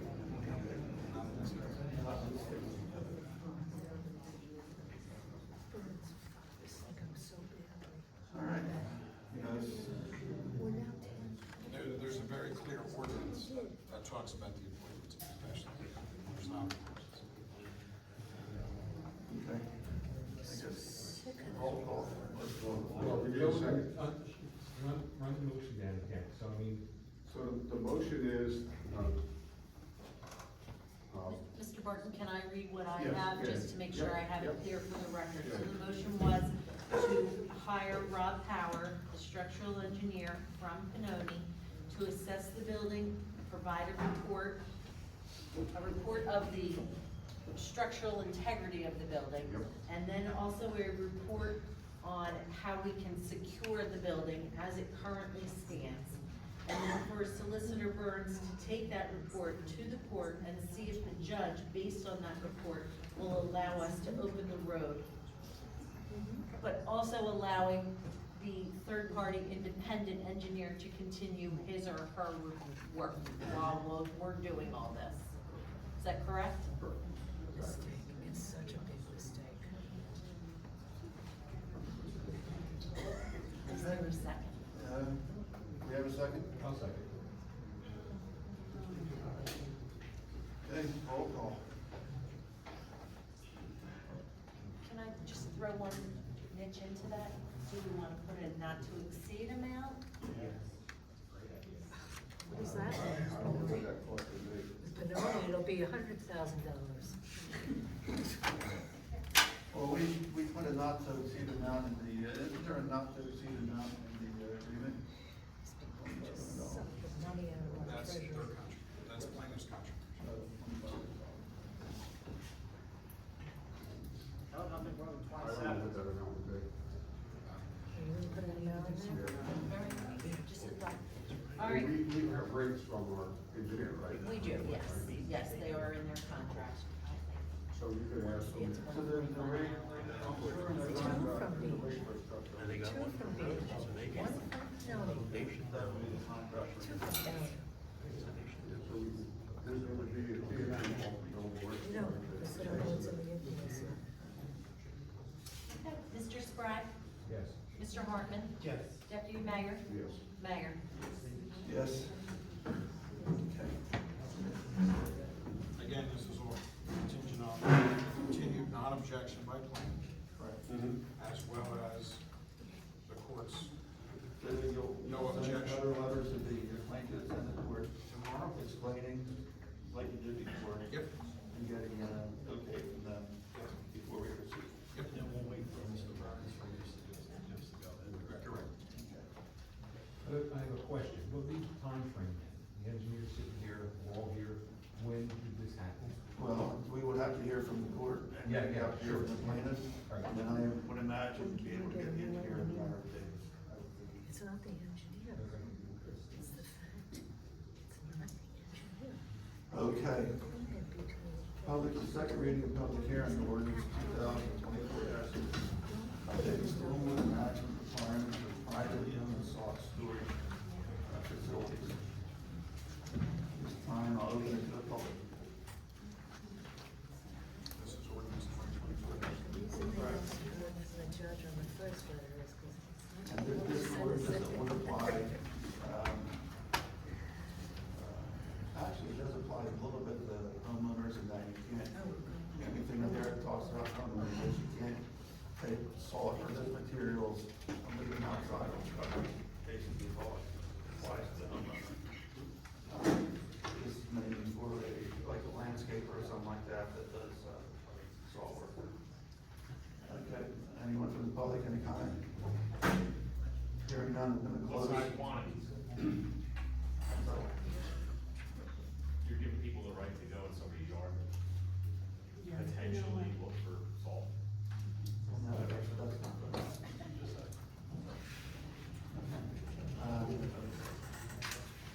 I'm gonna close it to the public. Motion to adjourn. Stop. Someone wanna make a motion? I'll make a motion. Okay, roll call. Mr. Sprague? Yes. Mr. Hartman? Yes. Deputy Mayor? Yes. Mayor? Yes. Okay, ordinance 2024-4, dedication of Grand Boulevard, Markwood, in Rockwood. We are going to open this public comment, and then I'm hoping someone will make a motion to be able to open to the public. My public comment from the community is to not push it over, there's still many issues that have not been resolved. So I think you guys need to come out and see it, read our report, and see all the findings that our, engineer that we hired from our community, the impacts that they found in the right away, the township right away, and the roads themselves, the pavement, them, it's horrible. Okay, all right, thank you. Anyone else, any comment? Would someone like to make a motion to table this, till we can, the engineers can get together and we can discover what the problems are and hopefully fix them? If there is someone inclined to make that motion, I would suggest making a motion to table this to a specific date, continuing the public comment until that, and the public hearing to that date as well. Our people are available, they asked to have a meeting and walk the community, so we are, our attorney and our engineer are in agreement, they asked in our email to do a walkthrough with you guys, so you guys give us a date and we will make it work. We move that to maybe August. We'll move that to August meeting. August meeting is. So to confirm, you'll have someone meet with us before August. Oh, yeah, absolutely. August 26th. August 26th. Make a motion to table the Tabernacle Township ordinance 2024, accepting the right-of-way dedication of Monarch Place Development until, and put it on the agenda for August 26th. It should give more than enough time for our engineer and secretary. Okay, and then we'll reopen public comment at that time. Okay, correct. Yes. A motion? That was a motion, right? Gotta make a motion. Second. I'll second. Second. Roll call. Mr. Sprague? Yes. Mr. Hartman? Yes. Deputy Mayor? Yes. Mayor? Yes. Okay, ordinance 2024-5, dedication of Valley Court, Kayla Court, Skylar Court, and Marco Lane of Seneca Reserve. Open to the public. Mayor, if I can just make a real quick comment, it's Valerie Way. It was corrected in the ordinance, but it was cut and pasted from the agenda, so it is Valerie Way.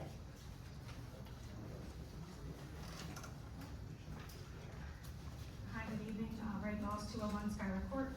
I did want to also mention that in section 1 of the ordinance, Margot Lane is incorrectly spelled, it's M-A-R-G-O-T Lane. Otherwise, the ordinance is acceptable to the Seneca Reserve HOA and the residents, and we would ask that you vote to approve it. Thank you. Let me just check with the deed description real quick, please.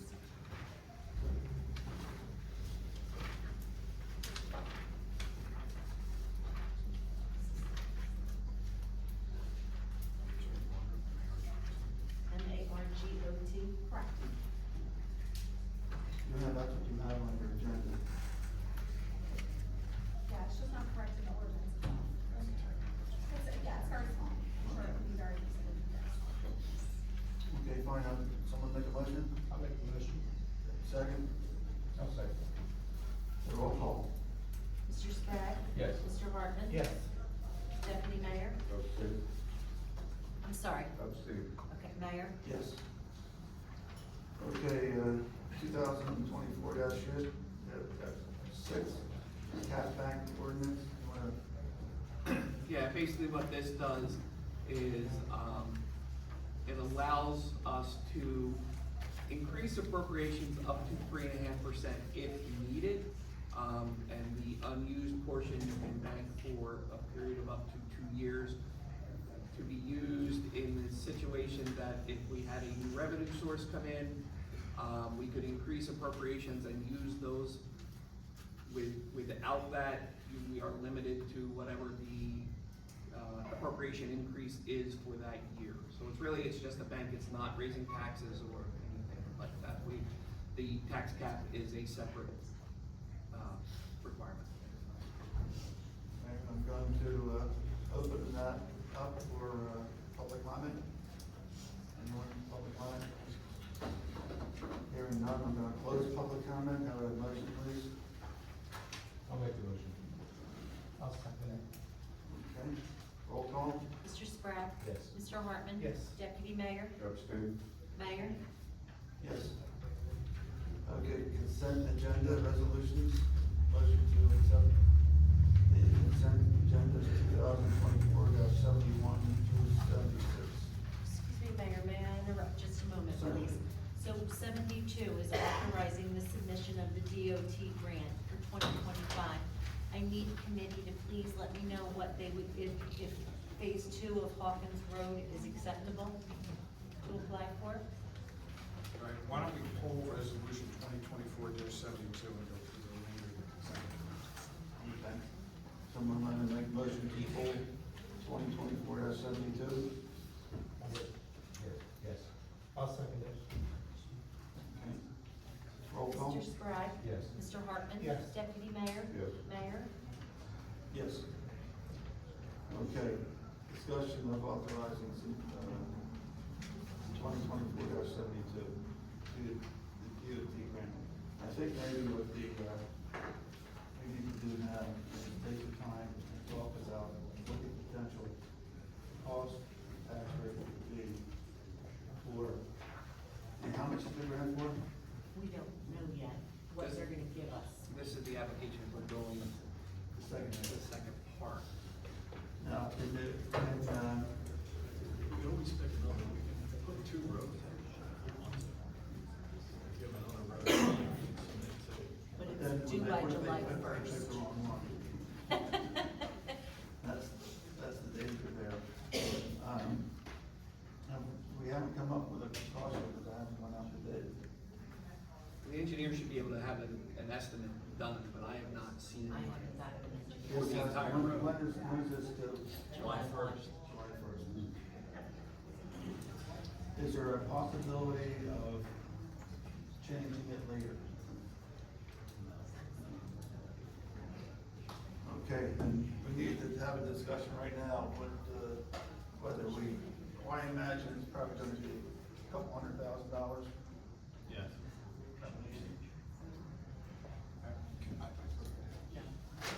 We pulled 2020, poll 2020, all right, so what I would suggest is voting on the consent agenda, so we I thought we voted on. We did not, we only did the motion to Oh, pull the sorry. resolution. Okay, I'm sorry, I got myself, let's vote on the consent agenda. All but 72. All at 72. I'll make the motion. I'm sorry, was that Mr. Sprague? Yes, roll call, please. Mr. Sprague? Yes. Mr. Hartman? Yes. Deputy Mayor? Yes. Mayor? Yes. This is 71 and 76 we're talking, right? 71, 73, 74, 75, and 76. Yes, okay. And Mayor? Yes. Okay. All right. Now, do you want to discuss $200,000. the What's that? $200,000, if you had to pay it in 1 year, is 3 cents, to a little less than 3 cents. We can do that with a 10-year bond. Yes. So, if we have the cash on hand for the project, we wouldn't necessarily have to go out and borrow funds for it. So we could do it interest-free to ourselves. So you would be covering, if it's just $200,000, we would be raising $20,000 a year in the budget. And if we had, say, if we could come up with half of that in our budget already, we would only have to bond half. Well, yes, absolutely. So we don't, you might not have to bond. all. Yeah, without having an estimate, the engineer's estimate on what the entire Right. road's cost is going to be. Now, the DOT is only covering, you have to correct me here if I'm wrong, the DOT is covering the reconstruction of the road, the paving portion only, not the engineering. If you're going to be fixing any drainage, that's probably not included. It's not participating. Right, so we would have to be covering that, so I don't know, you know, we've heard plenty of complaints about the drainage issues on the road even after the project was done. So I don't know what the total estimate, what the engineers are looking at right now, whether we're talking about a $500,000 total project or $1 million total project, I don't know. Yeah, we do have the phase 1 portion of the grant, which was what we were awarded for phase 1.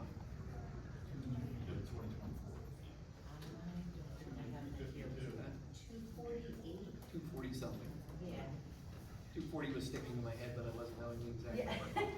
I thought it was 248, but I could be wrong. So, but that's just it, is 240, based on previous conversations with Mr. Reese, was 240 was going to be the paving for about half the road. So, with that being said, the paving on the other half would be another 240. Additional if you're gonna do some drainage. Right, but like I said, that's the complaint that's come out before the committee was that, But it's gonna be very difficult to fix that drainage, because there's nowhere to put the drainage to. Have we got a survey report back yet? So what's the 3 cents equal per house if you have to pay it off over a year? well, we never have to pay it off in 1 year. Well, if we Because have. we're gonna do it as a capital ordinance, and the capital ordinance would be a But 10-year I'm saying, plan. if we don't want to bond and pay interest, and we want to pay it. You don't here, necessarily, if we have the cash in hand, we can borrow from ourselves with 0 interest. Mhm. And we would just raise the deferred charge in the budget, the same as you would be in a payment. So if you're doing it at 0 interest, you know, if it's $240,000, we would be raising $24,000 a year total. Over 10 years. 24,000 for 10 years. So that is a third of a penny, roughly.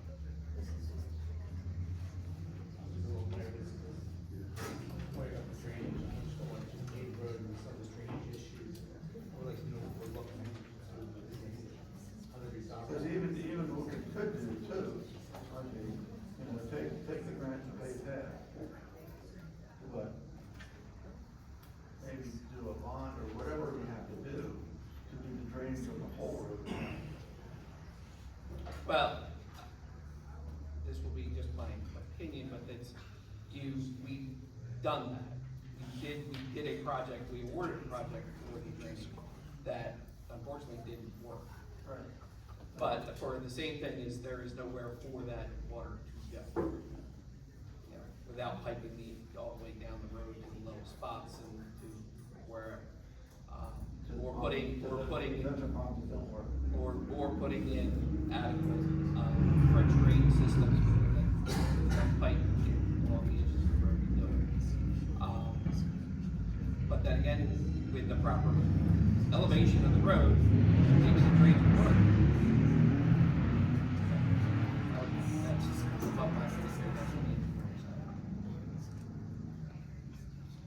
Mr. McCollum, has the survey report come back from Benoni yet that Tom was working on, that we approved the $8,000 for a couple meetings back for the drain towers? Because that was supposed to be done before this meeting with Mr. Lewis. I think the thing to do would be to work on the drainage, pave half the road this year, pave half next year, and then, spend the money this year on the drainage,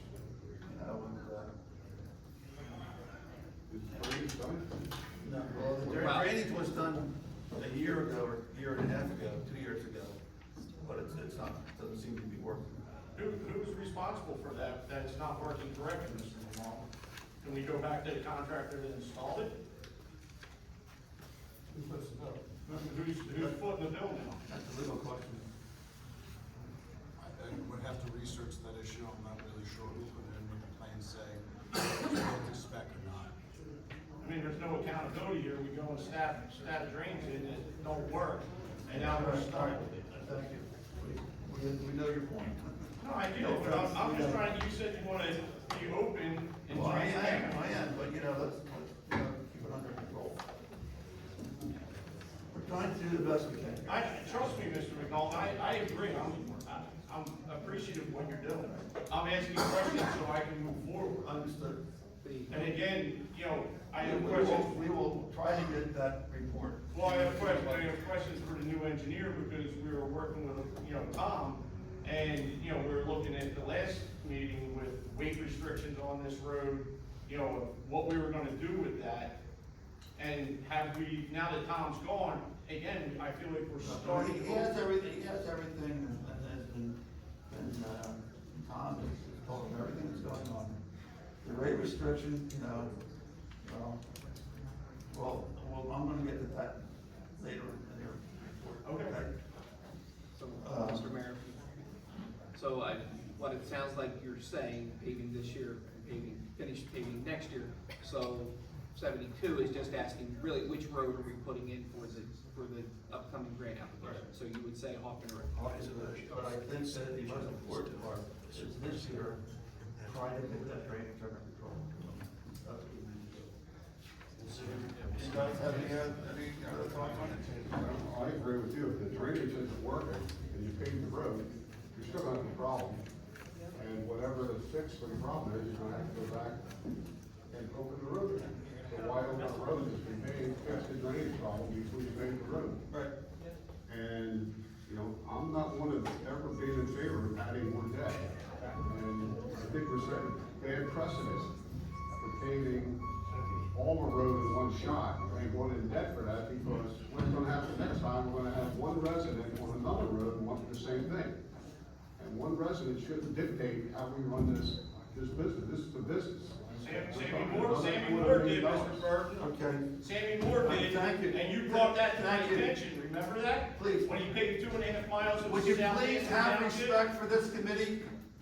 I do have respect, but when Mr. Burton told me about it, We will have. when you paved Carranza Road, 2.5 miles of it, Yes, and going we out did, to Sammy yes, Moore's and we- property, and and we it did was that. Shalon Townships, and we put it to $257,000. That's You exactly- told me. That's exactly right, and it's part of the public record, and we did it in phases. We didn't pave that whole road at one time. Thank you. All right. We did about Okay. 300 grants to get that road paved. Can I talk to you after the meeting? What's that? Can I talk to you after the meeting? Absolutely. Thank you. Okay. All right. So, gentlemen, what's your, you want to throw 2024-72 back in the mix? If It wouldn't go into a mix, sir, I I just know, need a I'm, strict that was motion just, for it.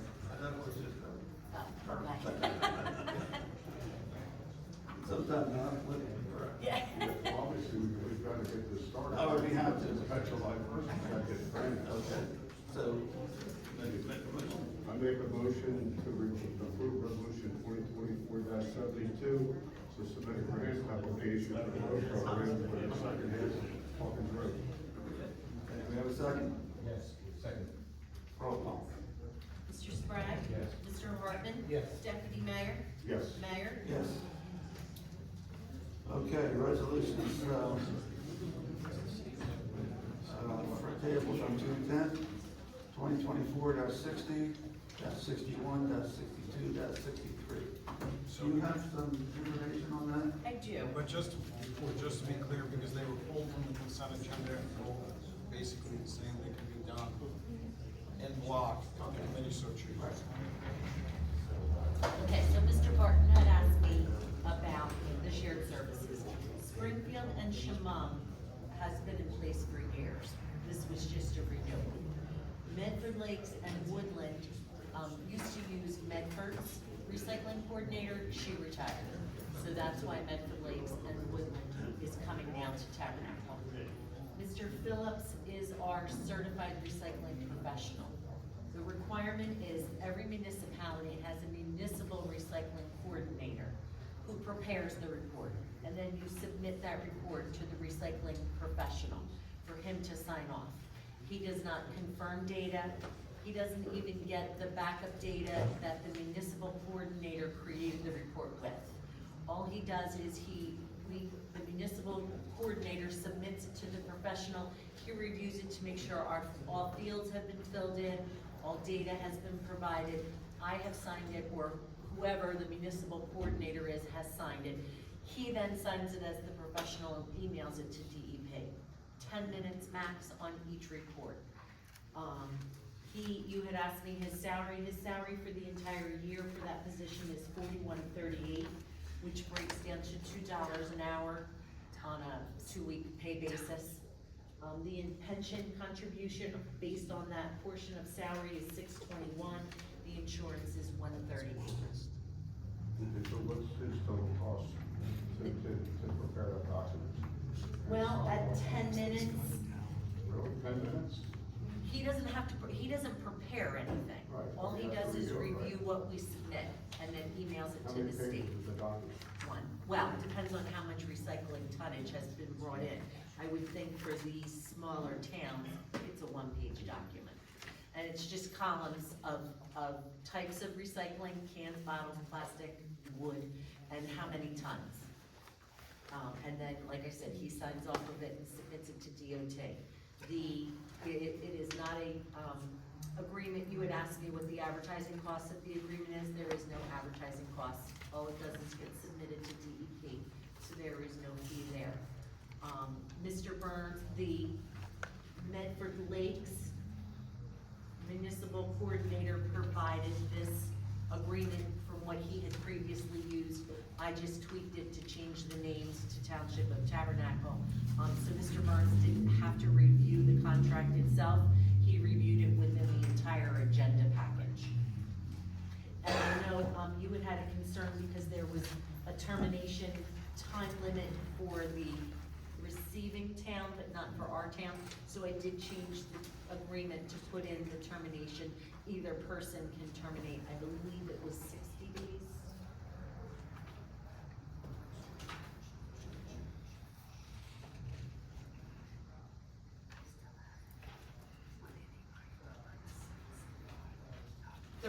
Excuse me. Okay. So either town can break the contract with 30-day notice. Okay, good. Thank you for researching that. Sure, not a problem. All right, so I want to make a motion to approve 2024-60, -61, -62, and -63. I'll make the motion. I'll second. Who's second? Bill second. Got it. Okay, roll call. Mr. Sprague? Yes. Mr. Hartman? Yes. Deputy Mayor? Yes. Mayor? Yes. Okay, reports, Clerk Administrator. Okay, the Oprah report is submitted. Monthly collections for the month of May were $9,864. There was some concerns from last month's meeting about Eagles Meter. I contacted the post office. The change has become effective with the post office. I confirmed with 911, that is done. The engineer's office has the ordinance. They are making the changes on the tax maps. And letters went to all the property owners on that street informing them that the changes have been made and that, this is very important. The postmaster said you cannot file a change of address with the post office. You have to call each individual vendor that the homeowner deals with and change the address on the account, including DMV, which I explained in the letters that went out to every homeowner. We had one of our public works drivers go on his own. He did a CDL course, to better himself and to educate himself. He turned in the certificate of completion to me. The cost of the class was $3,800. Since the township is going to benefit from having an additional CDL driver, is there any compensation towards reimbursing of that $3,800? Would the committee see fit for that?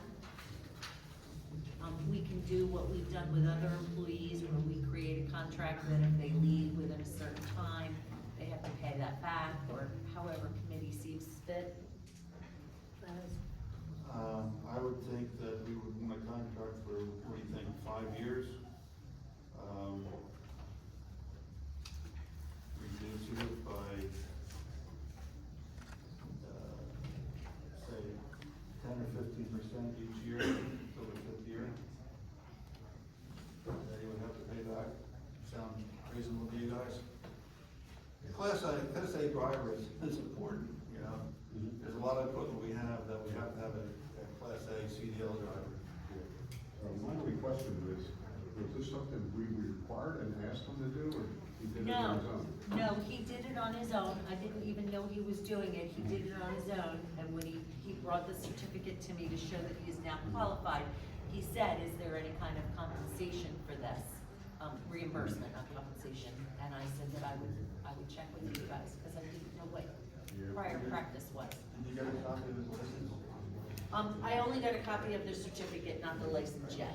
How many Class A CDL drivers do we have now? And how much equipment do we have that requires a CDL Class A? Mr. Phillips, if you don't mind, committee, if he can. I'm Mark Phillips, I'm the supervisor. And I'm sorry, Kevin Wilson, I apologize. Ken Wall, Director of Public Works, Tabernacle Township. We have one piece of equipment that is Class A, that has a trailer. But if you include any pieces of operational equipment as a loader or any special items as a grader, you should have a Class A, because it articulates as well. At this point in time, we have, Roger Montgomery, Bob Carr. we have Bob Carr, Rob Powell. Rob Palfy, and myself, Mark Phillips, that have a Class A license. So at this point in time, if we add Dave, that would be a fifth driver. The big dump trucks don't need a Class A? Class B, air brake only. As long as not pulling They're under 26,000 pounds? Under 20, yes, they are. They're under 26, they're registered for, if we wanted it, that again. If you put a trailer on it, then you need a Correct, Class A. yes. Trailer loader. So is he the only one that doesn't have the Class A? Myself, I do not. I have a big. Well, you're the boss. Okay, I don't have a problem with it, but I think in the future, the police should come to us first and say, hey, I'd like to take this course. I think we can pass this in the township, and I agree this is a benefit to the township. I mean, I used to have a Class A myself. I no longer do since don't use it anymore, but it is very difficult to get. And you have to be part of the drug or alcohol, screening program, right, which we have that, and he'll be part of that also. I think we should, if the police wants to make better with something township, I think we should have done that. Right, you should have come to us first. The other thing too, Class A drivers are in high demand, so there's a good chance he could find a better paying job. So I think it's important that we reduce it by 10 or 15% a year. Right, because he did take it on his own, and since he took it on his own, he is fully qualified to drive a regular semi, not just Right. the restrictions that we would have here as a Kendall open on. Right. So,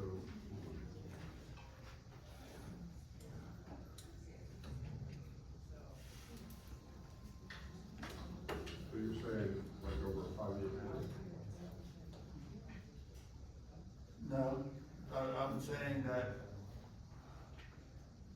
if he leaves by the 5th year, all right, he's gonna owe us a little bit of money. That's what I'm saying, so we reduce it by 10 or 15, not reducing it by 20% a year. Reduce it by 10 or 15% a year. So at the end of the 5 years, if he's still here, he doesn't have to pay us anything. But if he leaves in 4.5 years, he's gonna have to pay us something. Okay, what's the number come out today? I don't know what the numbers are, 10% would be, Can I start with the first question is, how much are you willing to reimburse? Are you gonna reimburse the whole amount? Are you reimbursing just a He will portion? reimburse the full amount after 5 years. Oh, so you're not reimbursing him all now? No. And then having him pay back if he leaves? Could I change that? That's how we do it. Another way of thinking about this, so if you take 5 years, you divide it into $3,800, $760. So, I see your point, you know, we don't want to train people and have them go get a job someplace else on our dime. What if we took the 5, divided into 38, that's $760, and each year we reimburse them $760, and in the 5th year, it'll be 100% all. Well, what she's saying in the past, what we've done to those employees is reimburse everything Up front. up front, but if they leave early, they have to reimburse us.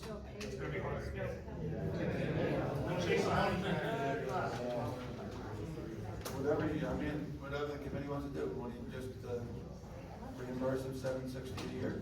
Yes. Yeah, I mean, in 5 years, he'll have completely reimbursed. If he leaves early, He's not. you don't have to go after him for anything. Yep. It's up to you guys. So you're saying something, you're I say saying, pay for it now, if he leaves early, and then, you know, draw some. How are you gonna get it back? I think, excuse me. I think you'll be better. $760 a year.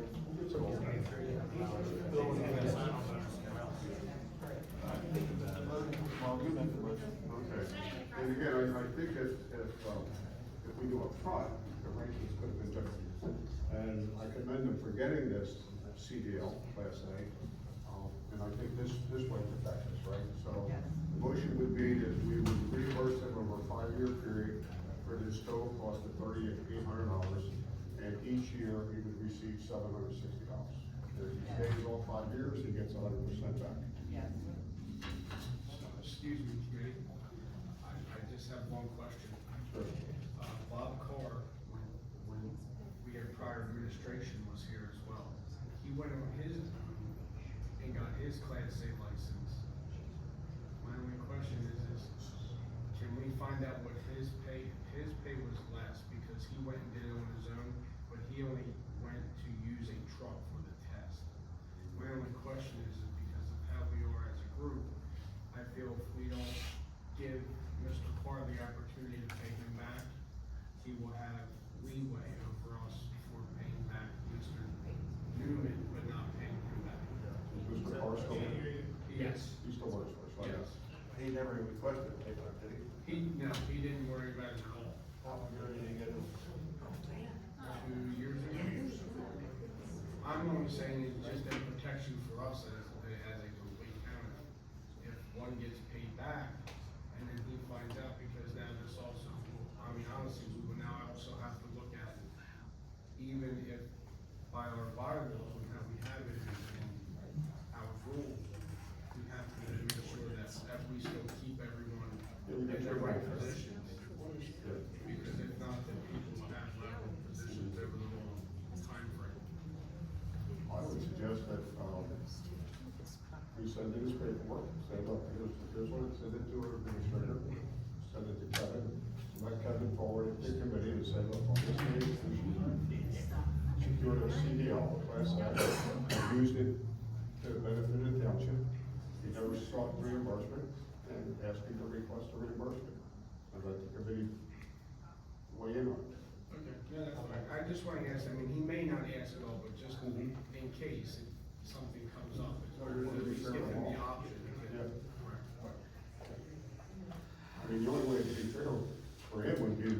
this, and we don't wanna do that. Right. So that's my motion, and you know how to handle what you guys need to do, right? Have a second?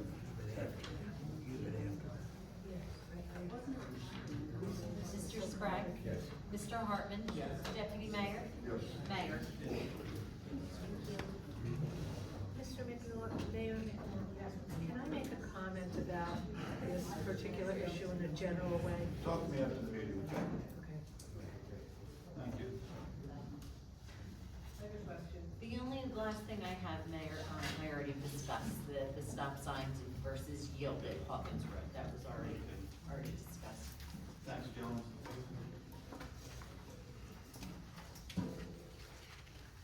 Okay, tax collector? Tax collector submitted a report for May for $4,133,136.27. Of course, May is a quarter, so that's always a higher collection period. CFO, no report. Engineer? Engineers report, our letter is dated June 24th. Under letter A, road opening permits, 111 Hawkins Road, that was approved. 85 Summit Drive was approved. 368 Medford Lakes Road, that was approved. Letter B, Carranza Road, Phase 2, change order paperwork as submitted to close out the project. We were curious, Mary Alice, was that submitted to you? Carranza Road? Yeah. It was. Under. Because I think we just did the final change order. Yes. Letter C, Crickett's Mill Road, Phase 2, pre-construction meeting was held on May 13th. Contracted repair schedule for summer construction. That's South State, and we requested that schedule. As soon as we get that, we will send that to the township. Letter D, Stormwater GIS. I understand the township right now is collecting that field work so we can enter it into the GIS system. General engineering, I think the audience went over all the issues regarding storm drainage. F, we've already talked about. And G is Hawkins Road resurfacing. The survey work on our behalf has been completed, and we're preparing the basin design plans now. And now I have direction from council that we're gonna submit Phase 2 for municipal aid. That's all I Can you have. get that survey to us so we can get through the survey? Yes, we'll submit the existing municipal plans to the, we'll do it in a PDF format if that's acceptable. Yeah, that's fine. Yeah, thank you. Thank you. Solicitor, no report? Now, very, very briefly, just to update, just to make sure the committee, I'm clear of what I'm supposed to do. Moving back to the timeline, on last Monday, a correspondence was submitted to court requesting a structural engineer from Pinelli to review it. In that, Mr. Litt indicated, well, in the letter, it indicated that Mr. Litt did not have an objection so long as Mr. Lees from Pinelli was not involved, and made it expressly clear that he was not adopting the report, whatever the report from Pinelli stated. Shortly after filing that, there was a change or direction of change from the mayor in which the township was not going to have the inspection done on Tuesday. I let the court and Mr. Litt know that the township was moving in a different direction, not scheduling that inspection on Tuesday. The committee has since tonight ratified an inspection by Pinelli. So tomorrow, I'm first going to follow up with Mr. Litt to ensure he still has no objection based on the parameters, and assuming Mr. Litt has no objection based on the previous parameters, I will then follow up with a letter to the court detailing the request as to what the committee wants with the Pinelli structural engineer and the like. I'm gonna make it very clear to the committee that regardless of whether Mr. Litt doesn't have an objection, whether the court allows it to proceed, no actual work, by work I mean nothing that affects the structural integrity either way, can be done without further court order, and the like, the status quo has to be maintained. Though it went through the consent agenda very quickly, I want to bring the committee's attention to resolution 2024-71, which I will also be sending to the court tomorrow. This was the ratification resolution ratifying the rescission of the demolition of Old Town Hall. So the resolution 2024-45 has now been officially rescinded and then ratified through its own resolution. I will let the court and Mr. Litt know that tomorrow, as well as a copy of that resolution. I believe that is where we are, and in the letter to the court requesting the independent engineer, I will also inquire as to the status of J&M's appointment and/or inspection. Okay. Any questions for me regarding it? Thank you.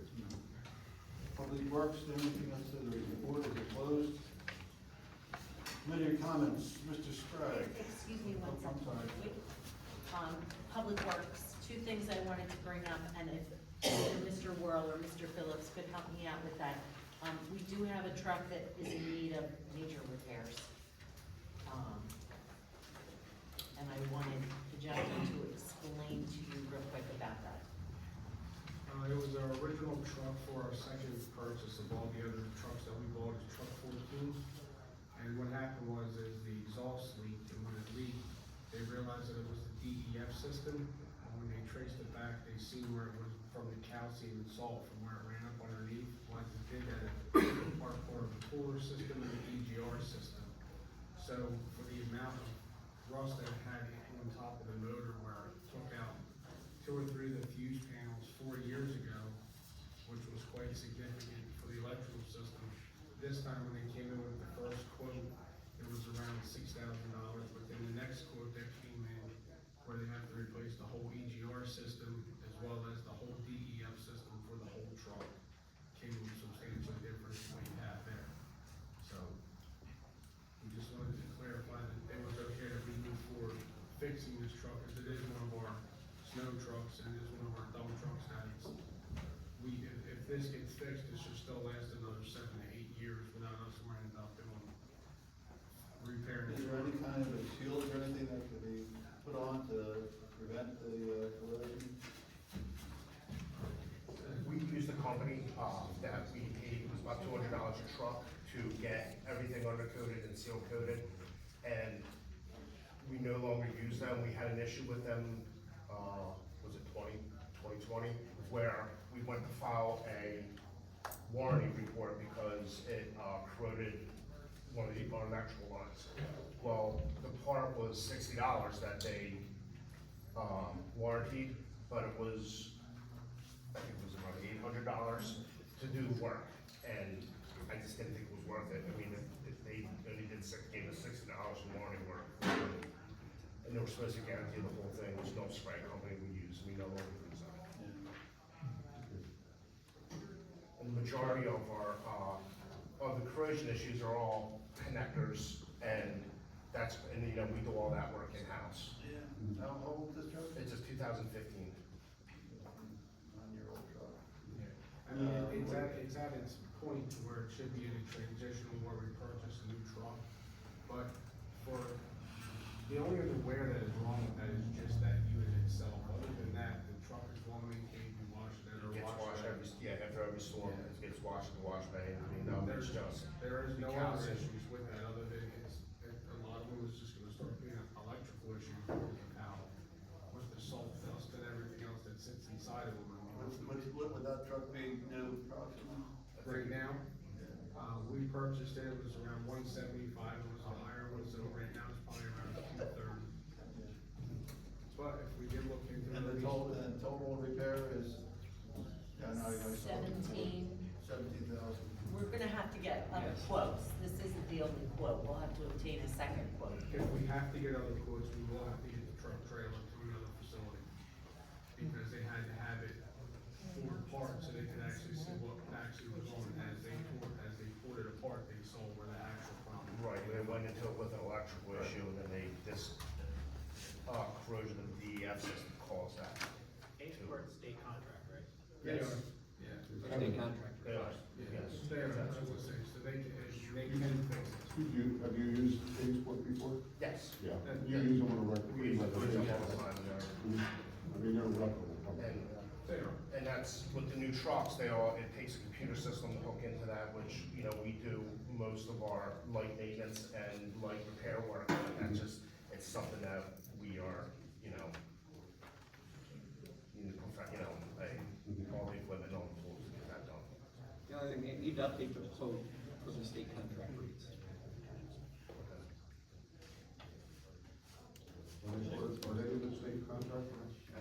hearing. Yes, they are. They are? Yeah, they are. I heard somebody back here said they are. They are Johnson Township. But that's why we use them. Are there any two in the area? No, there's Miller that's in Mount Holland as well. But like I said, if we want to take it to either one of those facilities, we would better have a truck. Probably be $1,500, probably $2,000 to do it, 10 miles. Yes. And, And this quote was more than just looking at it, right? They tore it apart. They tore it no, apart. yeah, I spoke to the gentleman, last week, and that's when he sent over the other quote to me, and that's when he explained. Is it an import now? It is, yes, it is. And someone want to make a motion? Yeah. I'll make a motion that, we move forward with the quote from Hayesport, oil and truck in the amount of $17,883.58. You'll verify they were. I wouldn't put the amount in there because they need to update it to the state Right. contract rates. I'll call And tomorrow. you actually need the, you should have the approval of our purchasing agent. That's, allows us to have that anyway. So, you could authorize them to go ahead and make the repair, just don't put a number on there based on the state, you just say, based on the state contract rates. Okay, so I'll change the motion, put scope of work listed in the quote, okay? And then we'll have our purchase agent review it, verify they're part of the state plan, Yes. and get the repairs done. Yes. And it sounds like it's a good investment in a vehicle that's gonna cost us $200,000 if we can get the type of labor these gentlemen. Yeah, as long as the, otherwise, it's in good shape. Trucks and I know that the yes. problem today is the EGR systems and the electrical systems on the trucks They are are just so expensive. It's insane. Okay, we have a second to that? I'll second. Roll call? Mr. Sprague? Yes. Mr. Hartman? Yes. Mr. Deputy Mayor Barton? Yes. Mayor? Yes. Okay, now, thank you. Don't sit down. Mayor, if I can just ask one more thing. So we had an emergency repair on Plow Place Road. It had to be done, it was a storm sewer emergency repair, like I said, at Plow Place Road. It was done under emergency conditions, we didn't have the ability to go out for RFP. So, there is an invoice of $19,103. Just to make you aware of that, it will be on an upcoming bills list. Okay. Good. Can you explain what the emergency repair was? What happened? It was a sinkhole on, Outplace Road and Fox Chase Road, in the deceleration lane. We went out to, with our backed it out. And it was, the pipe was approximately 10, 12 feet, from ground level. And we don't have trench boxes or anything that to repair that, so that's why we had to go out and, but it undermined probably I would say 10 by 10 section of the road, where only a piece of it broke out. But it was undermined completely underneath on the other side. This was a storm drain pipe? It was, no, it was a, pipe, storm pipe, it was coming from one section to the other, and it, the inner linings came apart over time, and then we probably, I'm gonna say 30 years, maybe 30 years, 40 years ago, was, when it was put in. How big a hole? What was where the pipes joined together, they came apart, so it was just undermined, but yeah, undermined, just kept undermining and undermining, with that rain we had in like April, with all that heavy rain, it really came to, we had a sinkhole, we went out, just kinda thought it was like a little patch, but it was something that was way out of our realm. And we did get verbal estimates, we got two. The first one was approximately 42,000, and then, Zulily was able to come in at 19. We did scope it as far as we could get it scoped with the camera. We found that there's a couple other issues, but that's something that we're gonna look at next year when we rejet it. So we're gonna be able to get rid of the roots and stuff, and then we even talked about doing a small flowable fill that goes inside and we'll reseal them, so we don't have to open up the road. Okay. We have a second on that?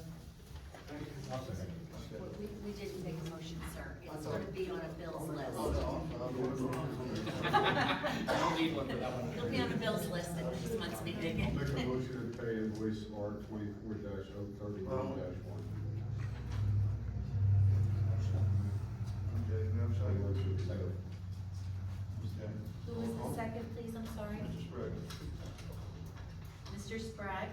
Yes. Mr. Hartman? Yes. Deputy Mayor? Yes. Mayor? Yes. Okay, now, Mr. Sprague, any comment? Mr. Hartman, any comment?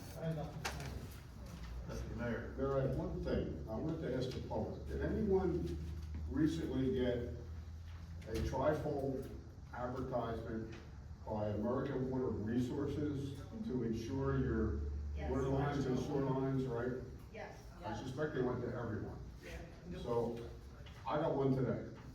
I opened it, I first thought it was from American Water, very reputable company, but it's not, it's called American Water Resources. I looked up their address, they're in Voorhees, the president is Sharon Cameron. I called their number. They said, okay, we can take you off our notification list. I said, so you have every property in Tabernacle on a notification list? There are no water pipes or sewer pipes in Tabernacle Township. Well, I can only do one. I said, okay, I know how to handle this. I also went on the Better Business Bureau's website. They do not have a good review.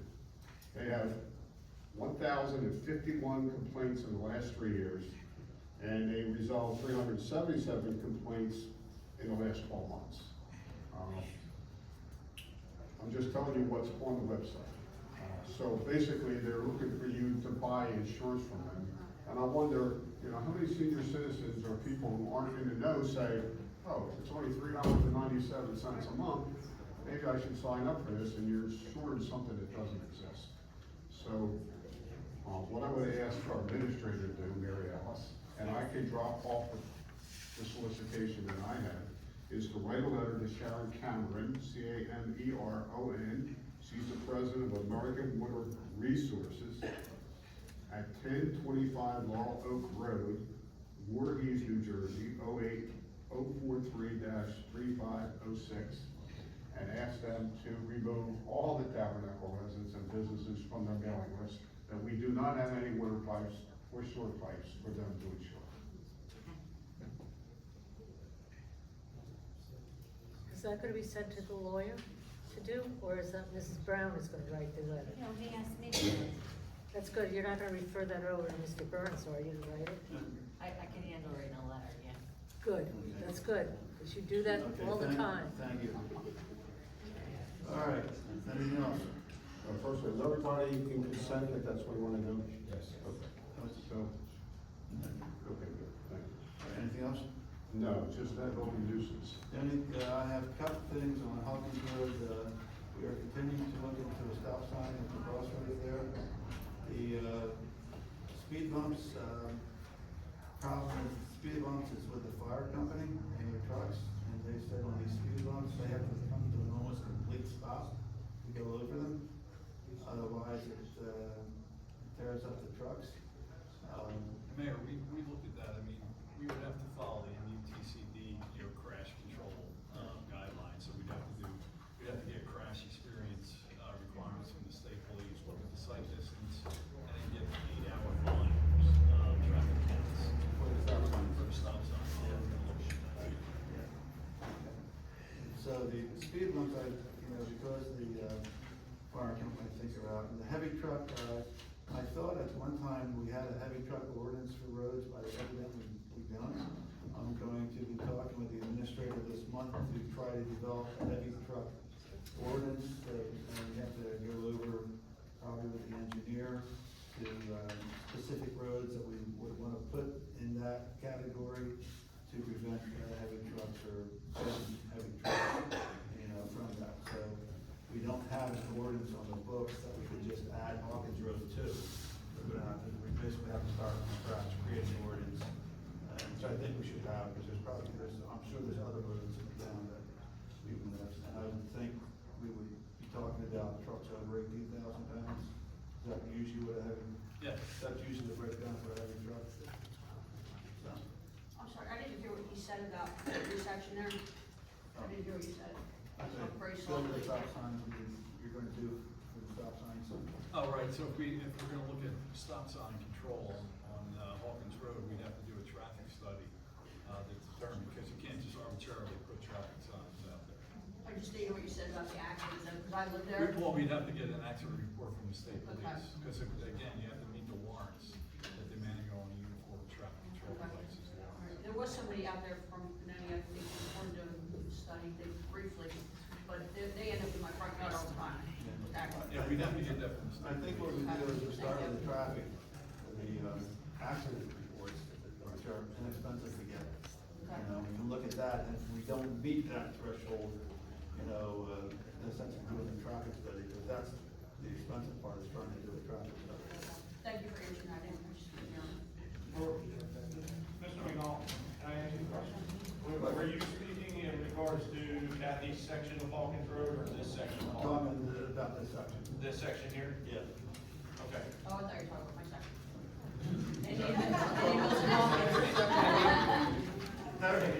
Her section is already in the works for Old Indian Mills Road and Thank Hawkins. you. Here, you wanna do, actually get an accident report for that corner, to see what kind of accidents happen. You're talking about Carranza Road? No, more in, You mean War Elms? War War Elms? and Hawkins, yeah. And Hawkins? Our thought was the stop signs would slow down traffic. Right, well, that's what when I had a comprehensive meeting with Tom. Right. He was. I know, we're done, we're moving on, we're working on it, okay, but first what we're gonna do is we're gonna get the accident report to see if we meet that threshold. If we don't meet that threshold, then, you know. I understand that, but that's the I know, kind of Mr. crazy Serafini. thing, that now we're changing this engineer when Tom already had all this in place. He has, I don't think that Tom has, believe me. Okay, now, just during the meeting, please. I know, I understand you're very passionate about it, I understand that.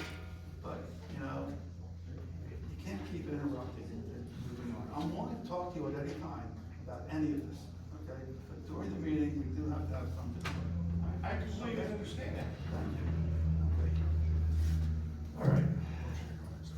Executive session, motion to, read the, Resolution 24-77, a resolution of the Township of Tabernacle authorizing the Township Committee to go into closed session. Whereas the Township of Tabernacle, hereinafter the Township, is subject to the Open Public Meetings Act, NJSA 10:4-1 et sec, the Act, which requires that its meetings be open to the general public. And whereas Section 10:4-12 of the Act permits the Township Committee to go into closed session, which is not open to the general public for certain limited purposes enumerated in that section. And whereas the Township Committee hereby desires to adopt this resolution to go into closed session at this time in order to discuss any pending or anticipated litigation or contract negotiations in which the Township is or may become a party, and any matters falling within attorney-client privilege, and also to discuss a matter involving the appointment, termination, terms and conditions of employment, evaluation of performance of, any specific prospective or current public officer or employee of the Township related to the termination of a shared services agreement for the plumbing and electric subcode official. Now therefore be it resolved that the mayor and Township Committee have determined to enter into closed session for the reasons articulated above immediately after passage of this resolution. This resolution shall be kept on file for public inspection in accordance with statutory provisions. Be it further resolved that minutes of said meeting shall be made available for disclosure to the public consistent with NJSA 10:4-13 when the items which are the subject of the closed session discussion are resolved and a reason for confidentiality no longer exists. do we have a motion to go into executive? Roll call. Mr. Sprague? Yes. Mr. Hartman? Yes. Deputy Mayor? Yes. Mayor? Yes. Formal action may be taken following tonight's executive session. It should be more than